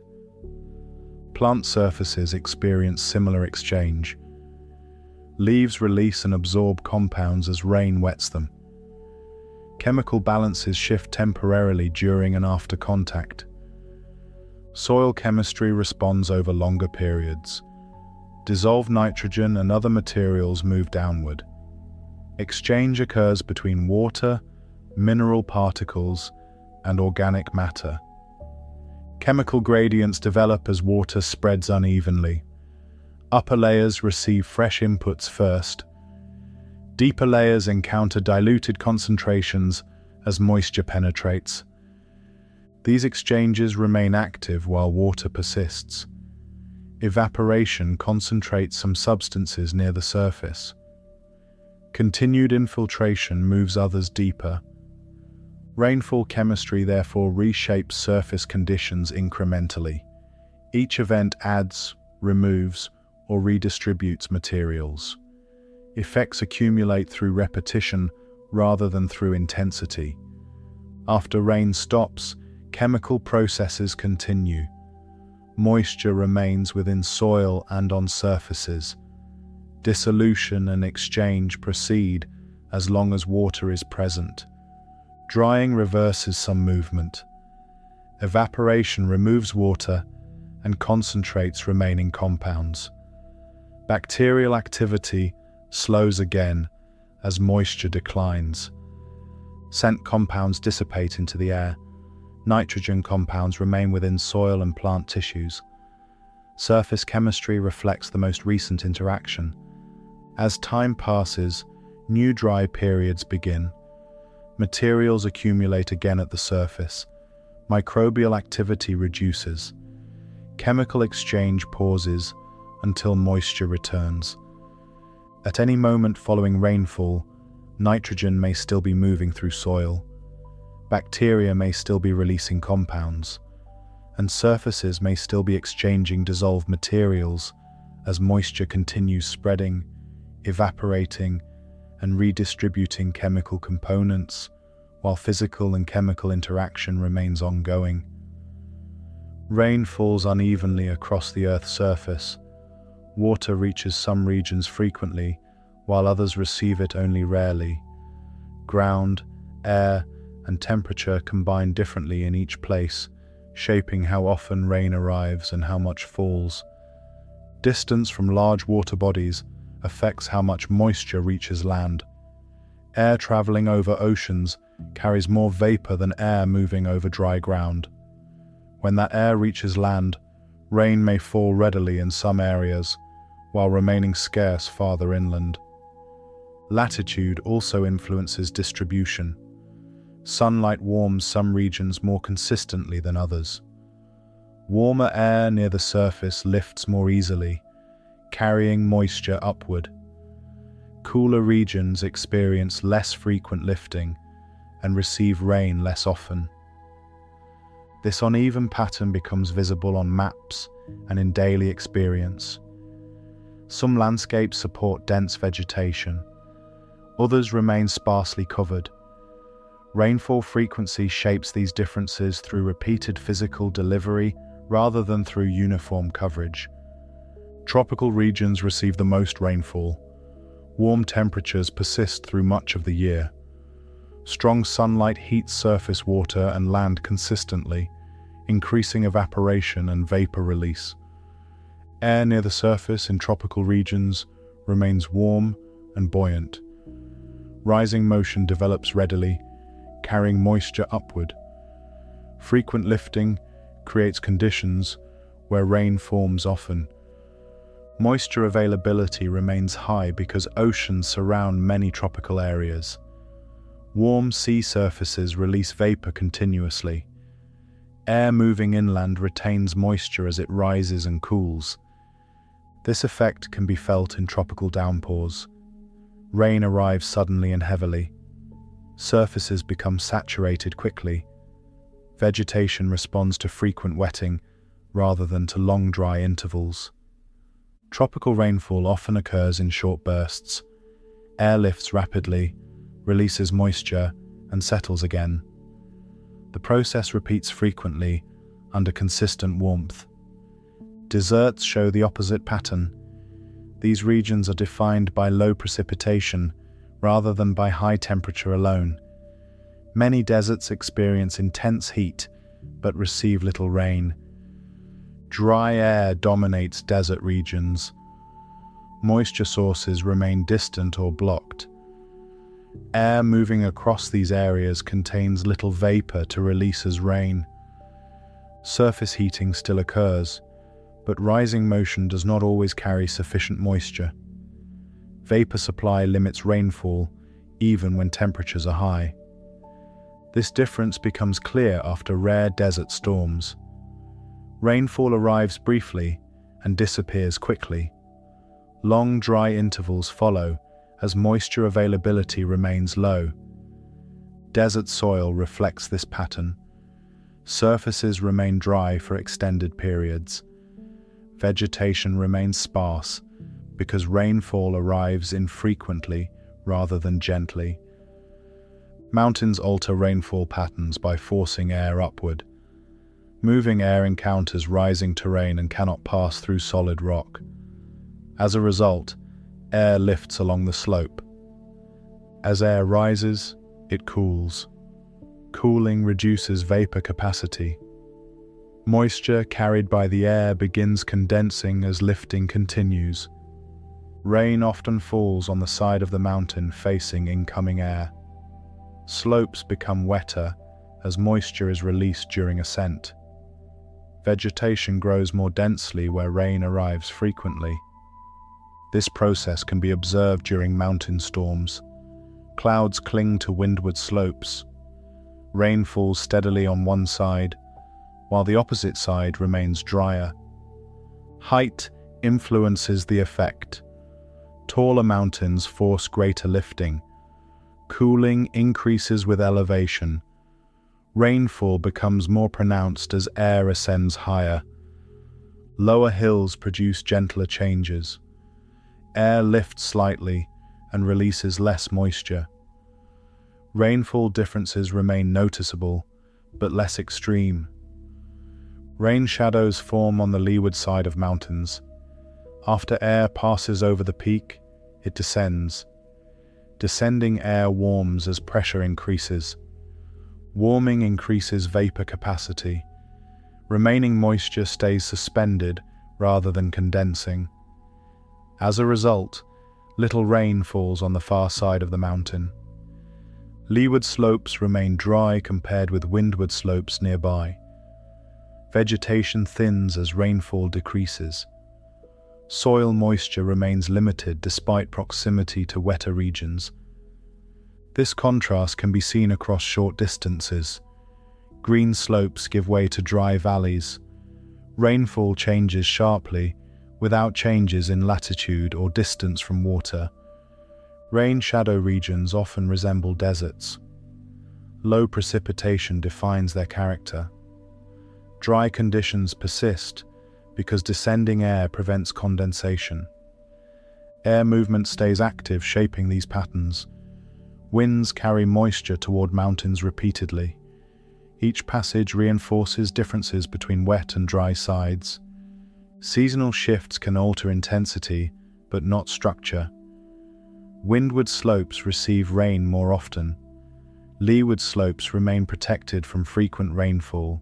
Variation across regions emerges from these physical interactions. moisture supply, air movement, temperature, and terrain combine differently in each place. No two regions receive rain in exactly the same way. Differences arise from repeated physical processes acting over time.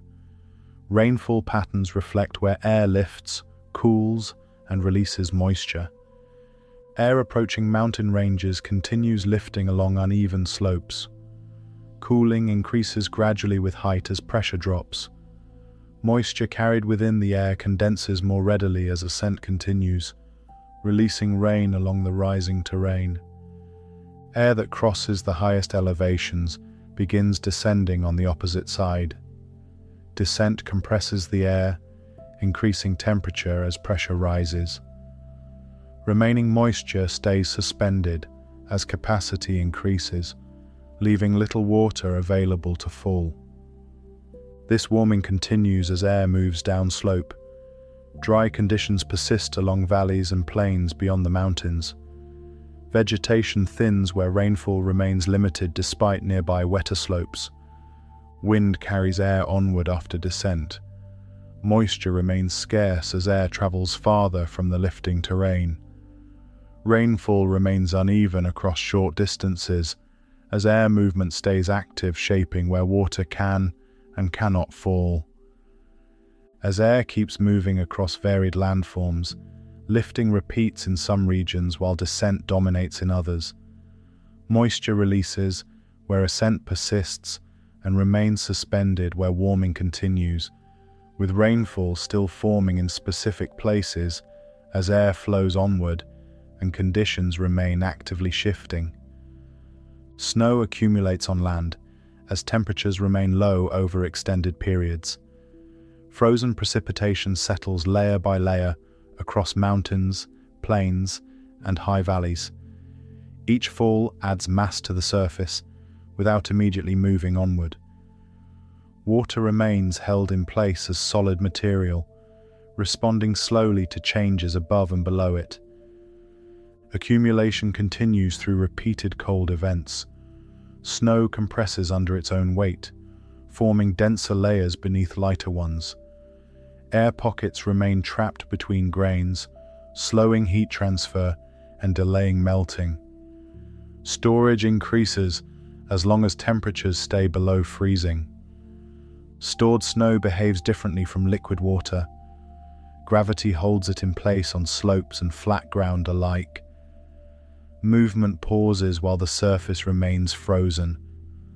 Water remains present, but unavailable for flow until temperature shifts occur.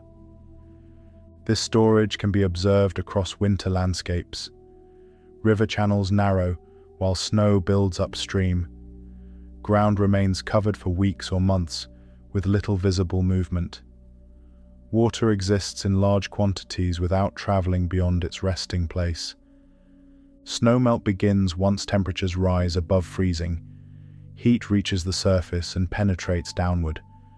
Ice crystals loosen and liquid water forms between grains. Meltwater begins seeping downward and outward from the snowpack. Release occurs gradually under steady warming. Water flows from the base of the snow layer into soil and surface channels. Small streams form along slopes where meltwater gathers. Movement increases as more ice converts to liquid. Major rivers respond as meltwater arrives. Flow increases downstream as contributions accumulate from multiple upstream sources. Channels widen and deepen as water volume rises. Timing reflects the pace of warming rather than the amount of snow stored. This feeding continues over weeks rather than hours. Gradual release sustains river flow beyond the melting site. Water travels long distances after leaving snow-covered regions, maintaining movement well after local snow disappears.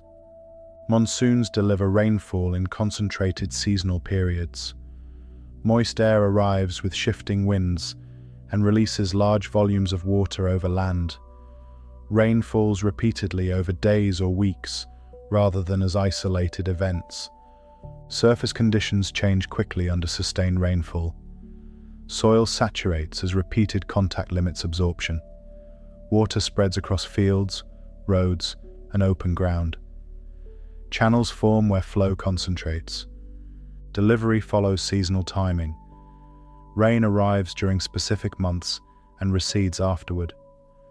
Land surfaces experience extended wet periods, followed by extended dry periods.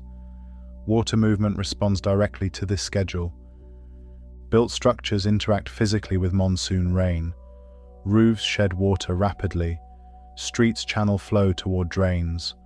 Open ground absorbs moisture until saturation occurs, then sheds excess. Human presence appears only as bodies and surfaces responding to water. Feet move through pooled areas. Vehicles displace water as they pass. Buildings redirect flow downward and outward. Timing shifts alter these interactions. Rain arriving earlier or later changes surface conditions at the moment of contact. Dry ground responds differently than already saturated ground. Infrastructure receives water under altered load. Delayed monsoons produce measurable physical changes. Dry soil remains exposed for longer periods. Surface cracks widen as moisture remains absent. Dust accumulates until rain arrives. When delayed rain finally falls, contact occurs with hardened ground. Absorption slows as compacted surfaces resist entry. Runoff increases as water moves outward rather than downward. Channels respond abruptly under these conditions. Flow rises quickly when dry periods end. Water concentrates rapidly in low areas where movement converges. Physical disruption appears as rapid pooling and channel overflow. Bodies respond physically to timing shifts. Movement slows through wet ground, where dry footing was expected. Structures receive water at moments they were not prepared to shed it. Surfaces adjust under sudden load. Infrastructure shows stress under altered timing. Drains fill faster than usual. Roads flood where capacity is exceeded. Water spreads across built areas before routes adjust. Storage and release remain governed by temperature and timing. Snow holds water until warming occurs. Melt releases water gradually. Rainfall delivers water rapidly during monsoon periods. When timing aligns with capacity, movement spreads out. When timing shifts, movement concentrates. Physical outcomes differ without explanation or interpretation. Snow continues storing water while cold persists. Melt continues releasing water where warmth reaches it. Rain continues falling where monsoon winds carry moisture inland. As seasonal patterns continue adjusting, water remains in motion or storage depending on temperature and delivery.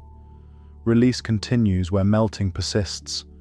Rainfall continues where winds maintain moisture flow, with physical interaction still unfolding as timing remains in flux and movement stays active without settling into a final state. Rain falls repeatedly on the same ground over long spans of time.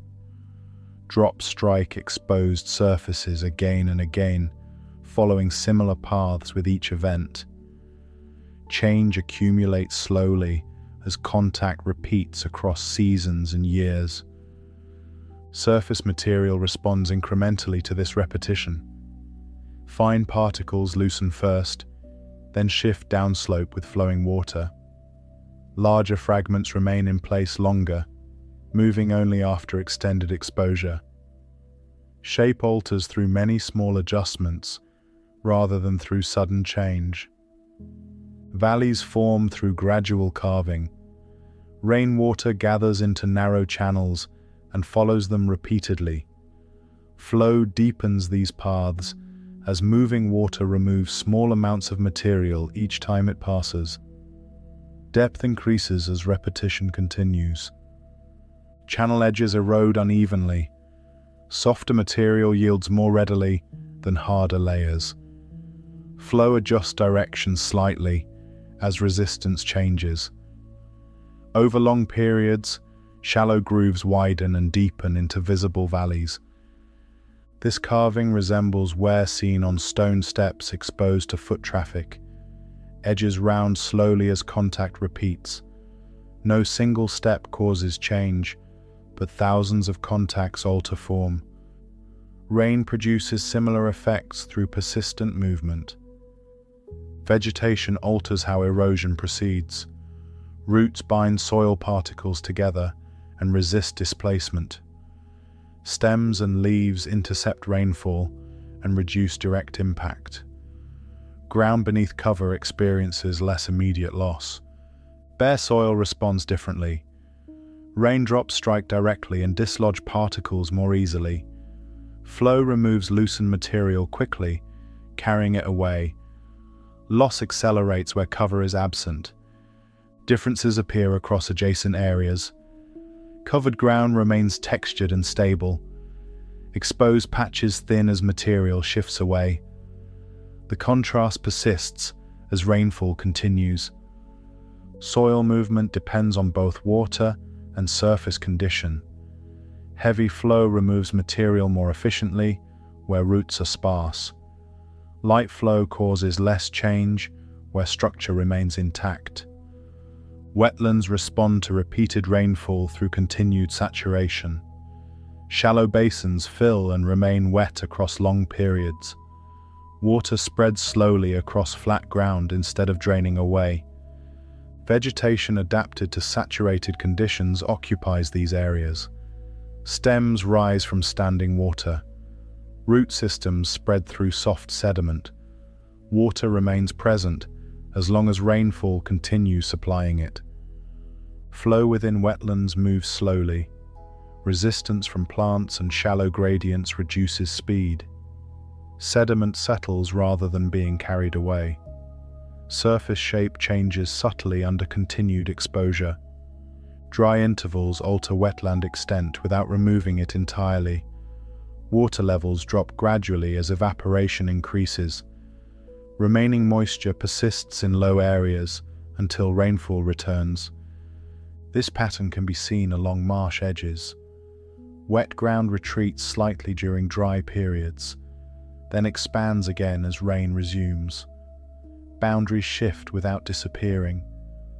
Repeated rainfall influences how landscapes continue changing. Material removed from one area settles elsewhere. Channels redirect flow as shapes adjust. Movement persists, even as forms evolve.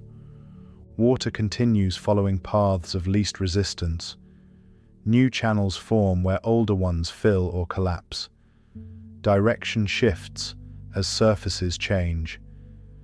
Erosion does not stop after one event. Each rainfall adds to previous change. Loss accumulates slowly, guided by surface condition and water movement. Vegetated areas slow this accumulation. Root networks hold soil longer. Surface roughness increases resistance. Flow spreads out rather than concentrating. Exposed areas experience faster adjustment. Smooth surfaces allow water to gather and accelerate. Material removal continues with each event. Wetlands adjust to repeated input through redistribution rather than loss. Sediment settles within them instead of leaving the area. Water remains shallow and spread out. This settling can be observed after storms. Suspended material clouds the water briefly, then clears as particles sink. The surface remains level as movement slows. Rainfall rhythms influence these processes. Frequent rain maintains saturation and steady movement. Infrequent rain allows surfaces to dry and stiffen between events. Drying increases resistance temporarily. Cracks form in exposed soil as moisture leaves. Subsequent rain follows these openings, redirecting flow and altering erosion patterns. Repeated wetting and drying alters material properties. Expansion and contraction loosen particles over time. Water exploits these changes during later flow. Movement continues without reset. Each rainfall builds upon the last.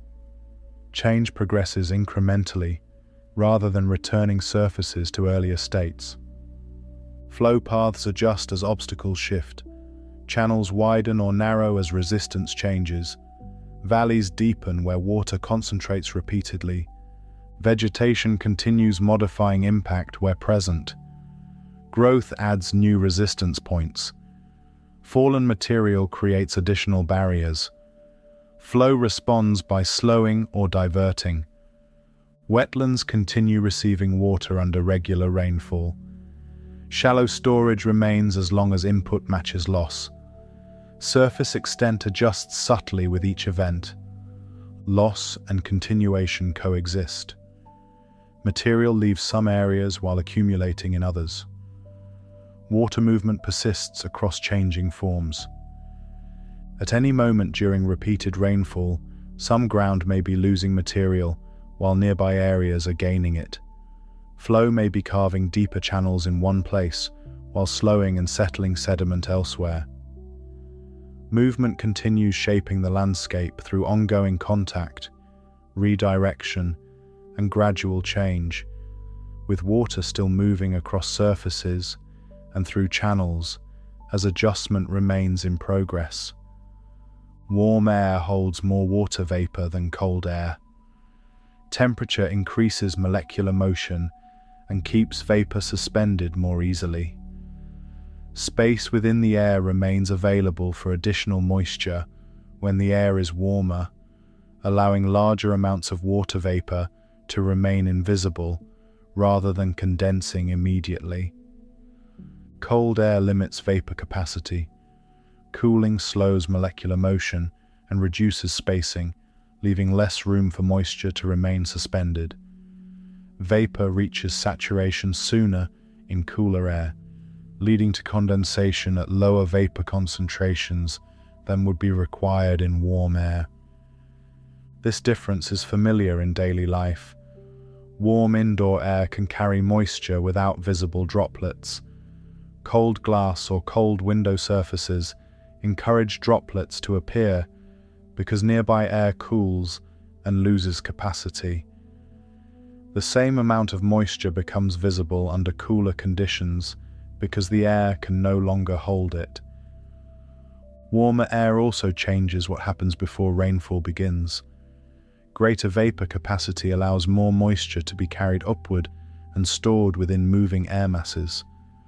Vapor can remain suspended until cooling occurs, providing a larger pool of moisture available to condense once conditions shift. Rainfall intensity is described by how much water reaches the ground over a given time.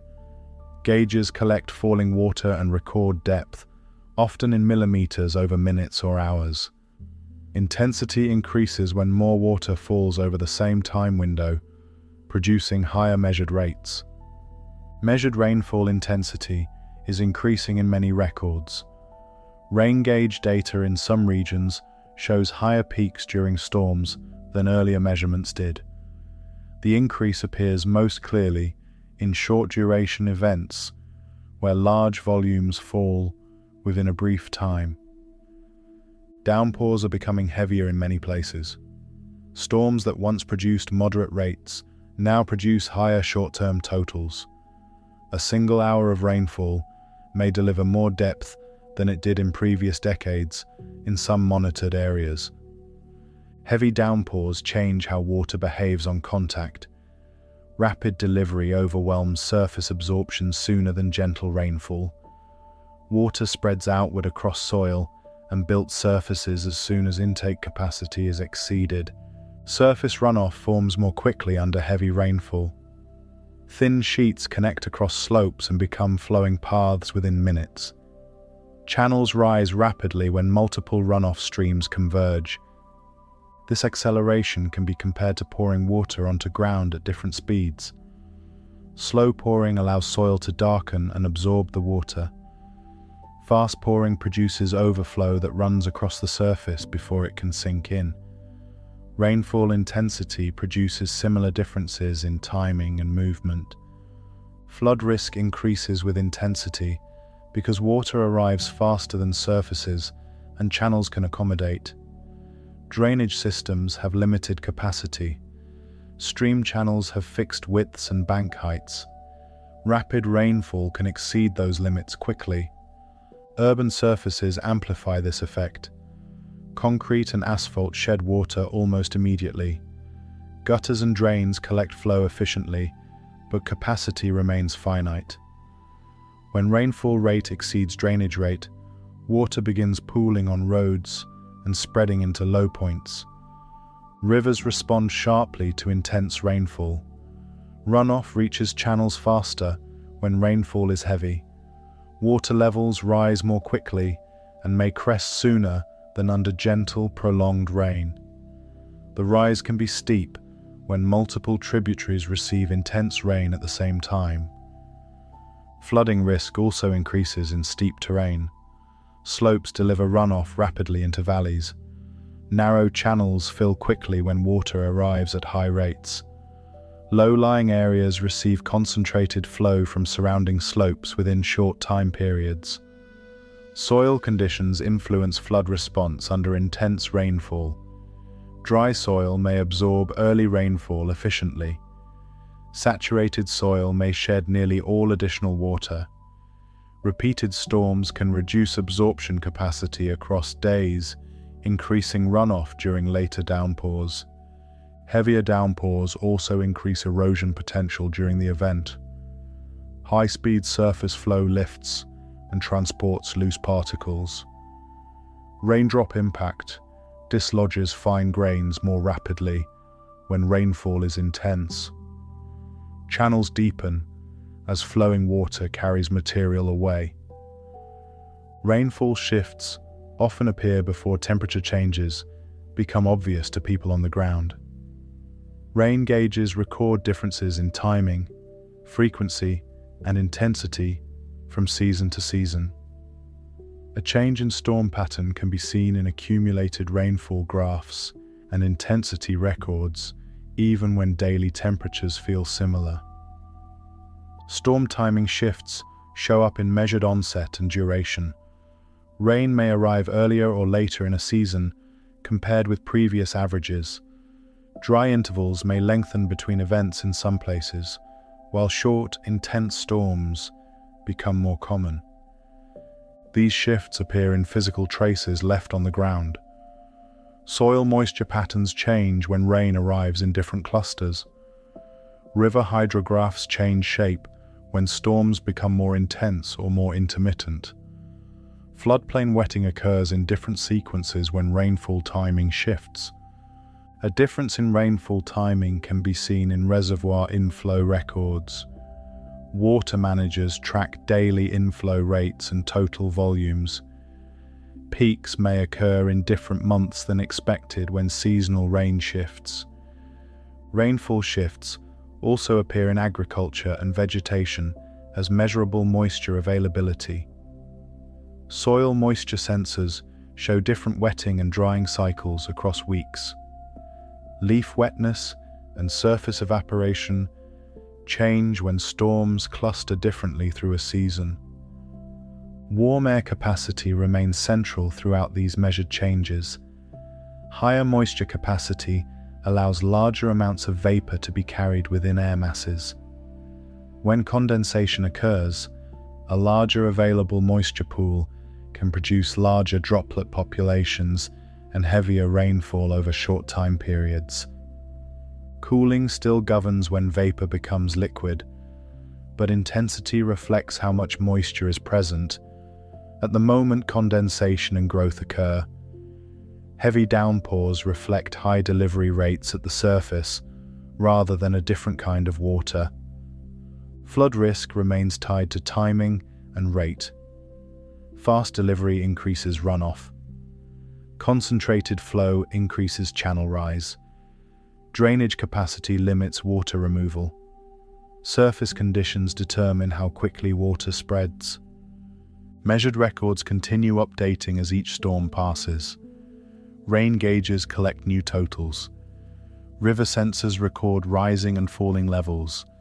Soil moisture probes register changes after each event. Patterns emerge from repeated measurements, rather than from single storms. As air moves through warm and cool layers, vapor capacity remains underway. Moisture remains suspended longer in warmer air and condenses sooner in cooler air. Rainfall intensity continues varying from event to event, with downpours delivering water rapidly where conditions align, and flood response continuing to depend on how quickly water reaches the ground and how fast it can move away, with runoff still forming and channels still adjusting as movement remains in progress. Rain begins falling and alters the sound of the surrounding environment almost immediately. Droplets strike leaves, soil, roofs, and water surfaces, producing a continuous layer of sound that overlaps sharper, intermittent noises. Background sounds from distant traffic, machinery, and wind become less distinct as rainfall persists. Ambient noise levels shift as rainfall continues. Individual sounds become harder to separate when rain produces steady, uniform impact across many surfaces. High-frequency noises are masked by the broader range of sound generated by falling water. Measured sound levels show a more consistent acoustic pattern during rainfall than during dry conditions. Gentle rain produces smaller, lighter impacts that remain evenly distributed. Droplets fall at slower speeds and strike surfaces with less force. Sound remains soft and continuous, with fewer sharp peaks. Visual movement also remains limited, as droplets fall straight downward with minimal splash. Surfaces respond subtly under gentle rain. Puddles form slowly and remain shallow. Leaves move slightly as droplets land and roll off edges. Soil darkens gradually as water spreads inward rather than outward. This narrowing of sensory input can be observed physically. Fewer distinct movements occur at once. Water motion remains small-scale and repetitive. Visual attention remains on falling droplets and slow surface changes rather than on rapid shifts. Heavy rain produces a different set of observable conditions. Larger droplets fall faster and strike surfaces with greater force. Sound intensity increases as impacts become louder and more irregular. Individual splashes create brief bursts of noise that overlap continuously. Movement increases under heavy rain. Water bounces from hard surfaces and breaks into secondary droplets. Leaves and branches move more visibly as heavier drops strike them. Surface flow develops quickly, adding visible motion across ground and pavement. Sound measurements during heavy rain show higher variability. Peaks appear as large drops strike metal, stone, or pooled water. Low-frequency sounds increase as runoff begins moving through channels and drains. Visual activity also increases. Streams form rapidly and move across the landscape. Water depth changes visibly over short periods. Objects floating in runoff shift position as flow accelerates. Animals respond to rainfall timing through observable behavior. Certain species begin movement or vocalization soon after rain begins. Changes occur in alignment with rainfall events rather than at random intervals. Amphibians emerge during or shortly after rain. Frogs and toads appear near water bodies and damp ground. Movement increases at night following rainfall, with individuals gathering in shallow pools or along wet surfaces. Bird activity also changes with rain timing. Ground-feeding birds adjust foraging behavior when soil softens. Insect-eating birds increase visible activity after rainfall events that bring prey to the surface. Mammals adjust movement patterns during rainfall. Some species reduce activity during heavy rain and resume movement afterward. Tracks become more visible in softened soil following rain. Reproductive timing aligns with rainfall in many species. Egg laying in amphibians coincides with the presence of standing water. Spawning activity increases when rainfall fills temporary pools and wetlands. These timing patterns can be documented through repeated observation. Peaks in breeding calls occur after rainfall events. Egg masses appear in newly filled pools. Tadpoles become visible days after initial rain. Insects emerge in noticeable numbers following rainfall. Ants, beetles, and other ground-dwelling insects appear at the surface as soil moisture increases. Movement becomes visible along paths, rocks, and vegetation. Winged insects also increase in number after rain. Mosquitoes emerge from standing water. Flies and midges appear in clusters above damp ground. Activity increases during warm periods following rainfall. This emergence follows physical cues. Moist soil allows burrowing insects to reach the surface more easily. Standing water provides breeding sites. Humid air supports winged movement for longer periods. Observable timing links insect activity closely to rainfall events. Large increases in visible insects often occur within hours or days after rain, rather than during extended dry periods. Numbers decline again as surfaces dry. Rain alters the acoustic environment in ways that remain measurable. Sound pressure levels change with rainfall rate. Uniform noise increases under steady rain. Irregular, high-amplitude sounds appear under heavy rain. These changes can be recorded with instruments placed outdoors. Microphones capture continuous background noise during rain. Distinct sound signatures differ between drizzle and downpour. Motion patterns remain equally observable. Slow dripping produces small ripples in water surfaces. Heavy rainfall produces overlapping wave patterns and splashes. Surface water movement increases in speed and depth as rain intensifies. Visual contrast also shifts. Rain reduces airborne dust, increasing clarity of distant objects. Droplets in the air scatter light differently depending on size and density, producing visible streaks during heavy rain and fine mist during light rain. Surfaces display new patterns during rainfall.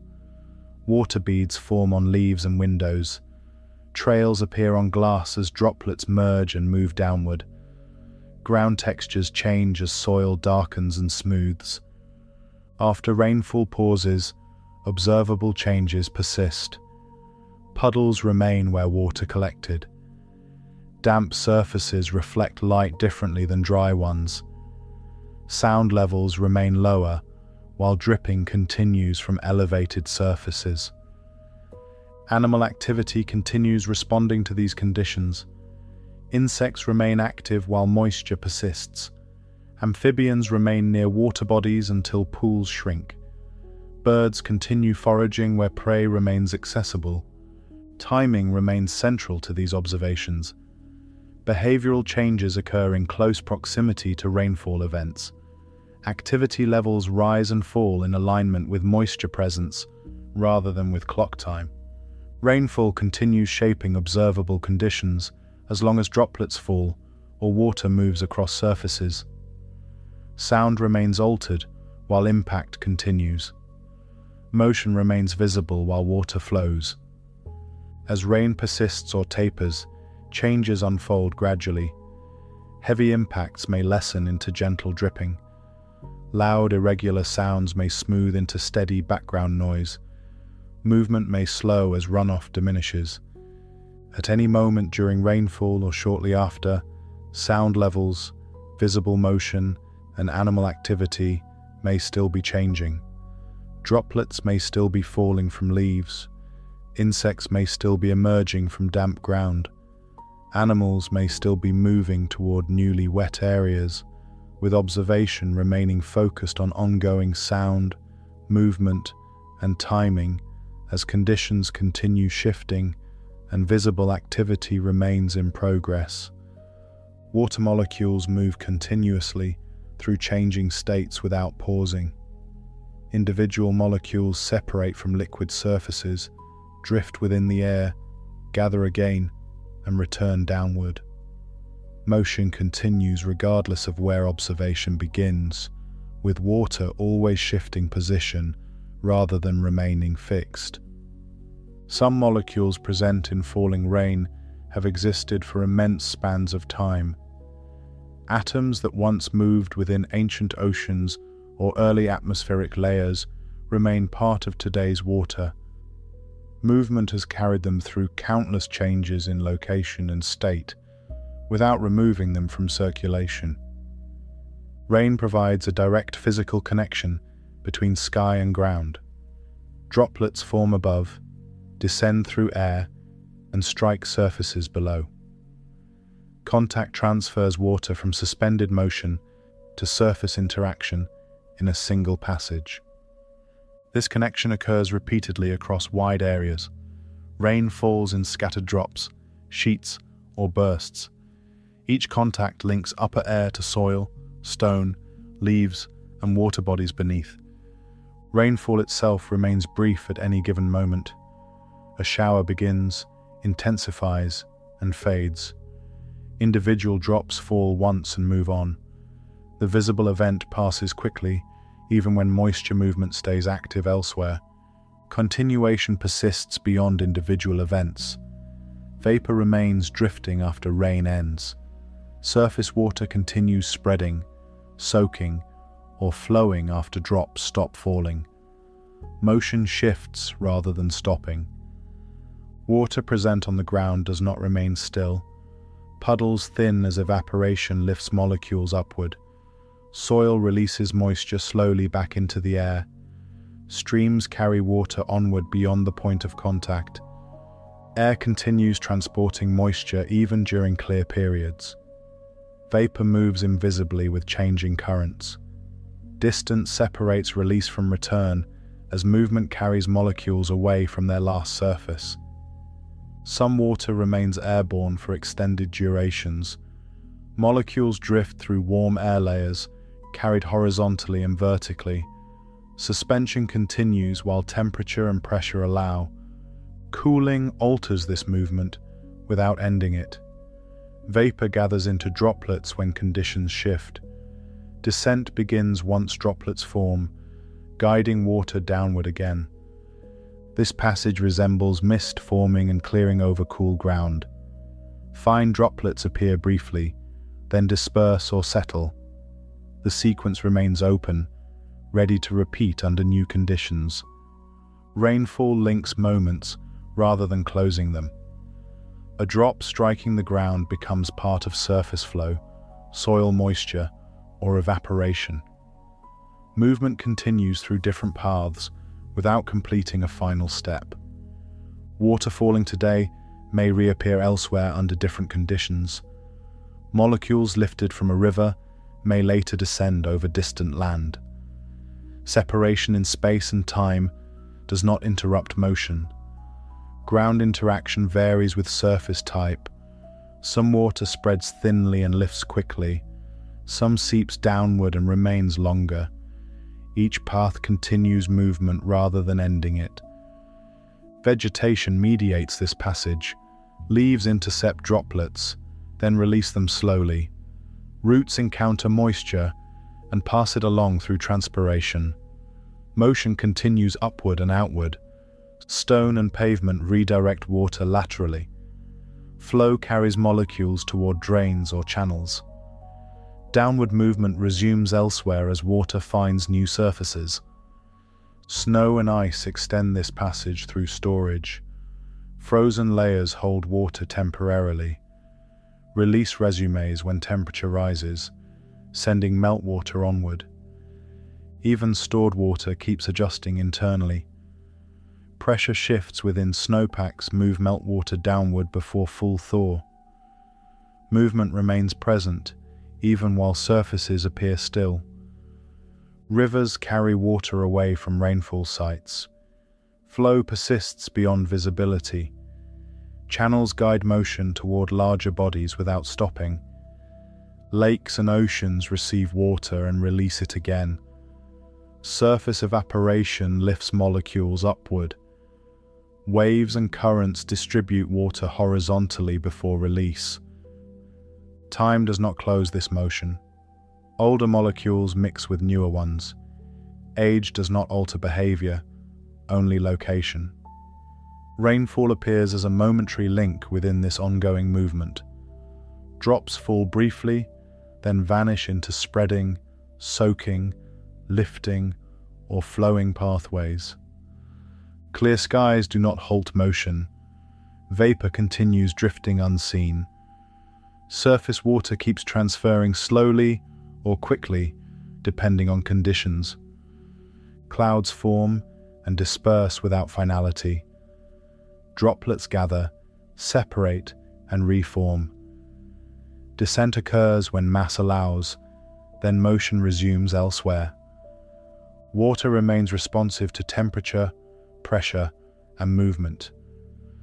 Changes redirect paths without resolving them. Each shift produces new routes rather than endpoints. This continuity can be observed in simple settings. A wet surface dries as moisture lifts. Later, the same surface darkens again under new rainfall. The passage repeats without completing. Drops falling from leaves after rain echo earlier descent. Dripping continues after clouds thin. Motion lingers even as intensity fades.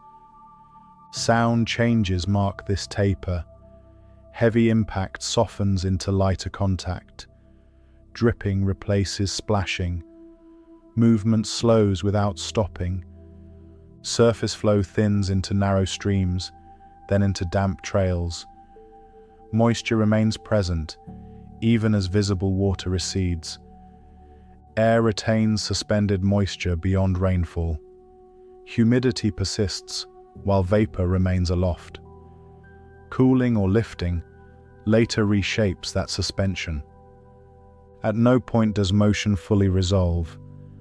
Water shifts form and position continuously.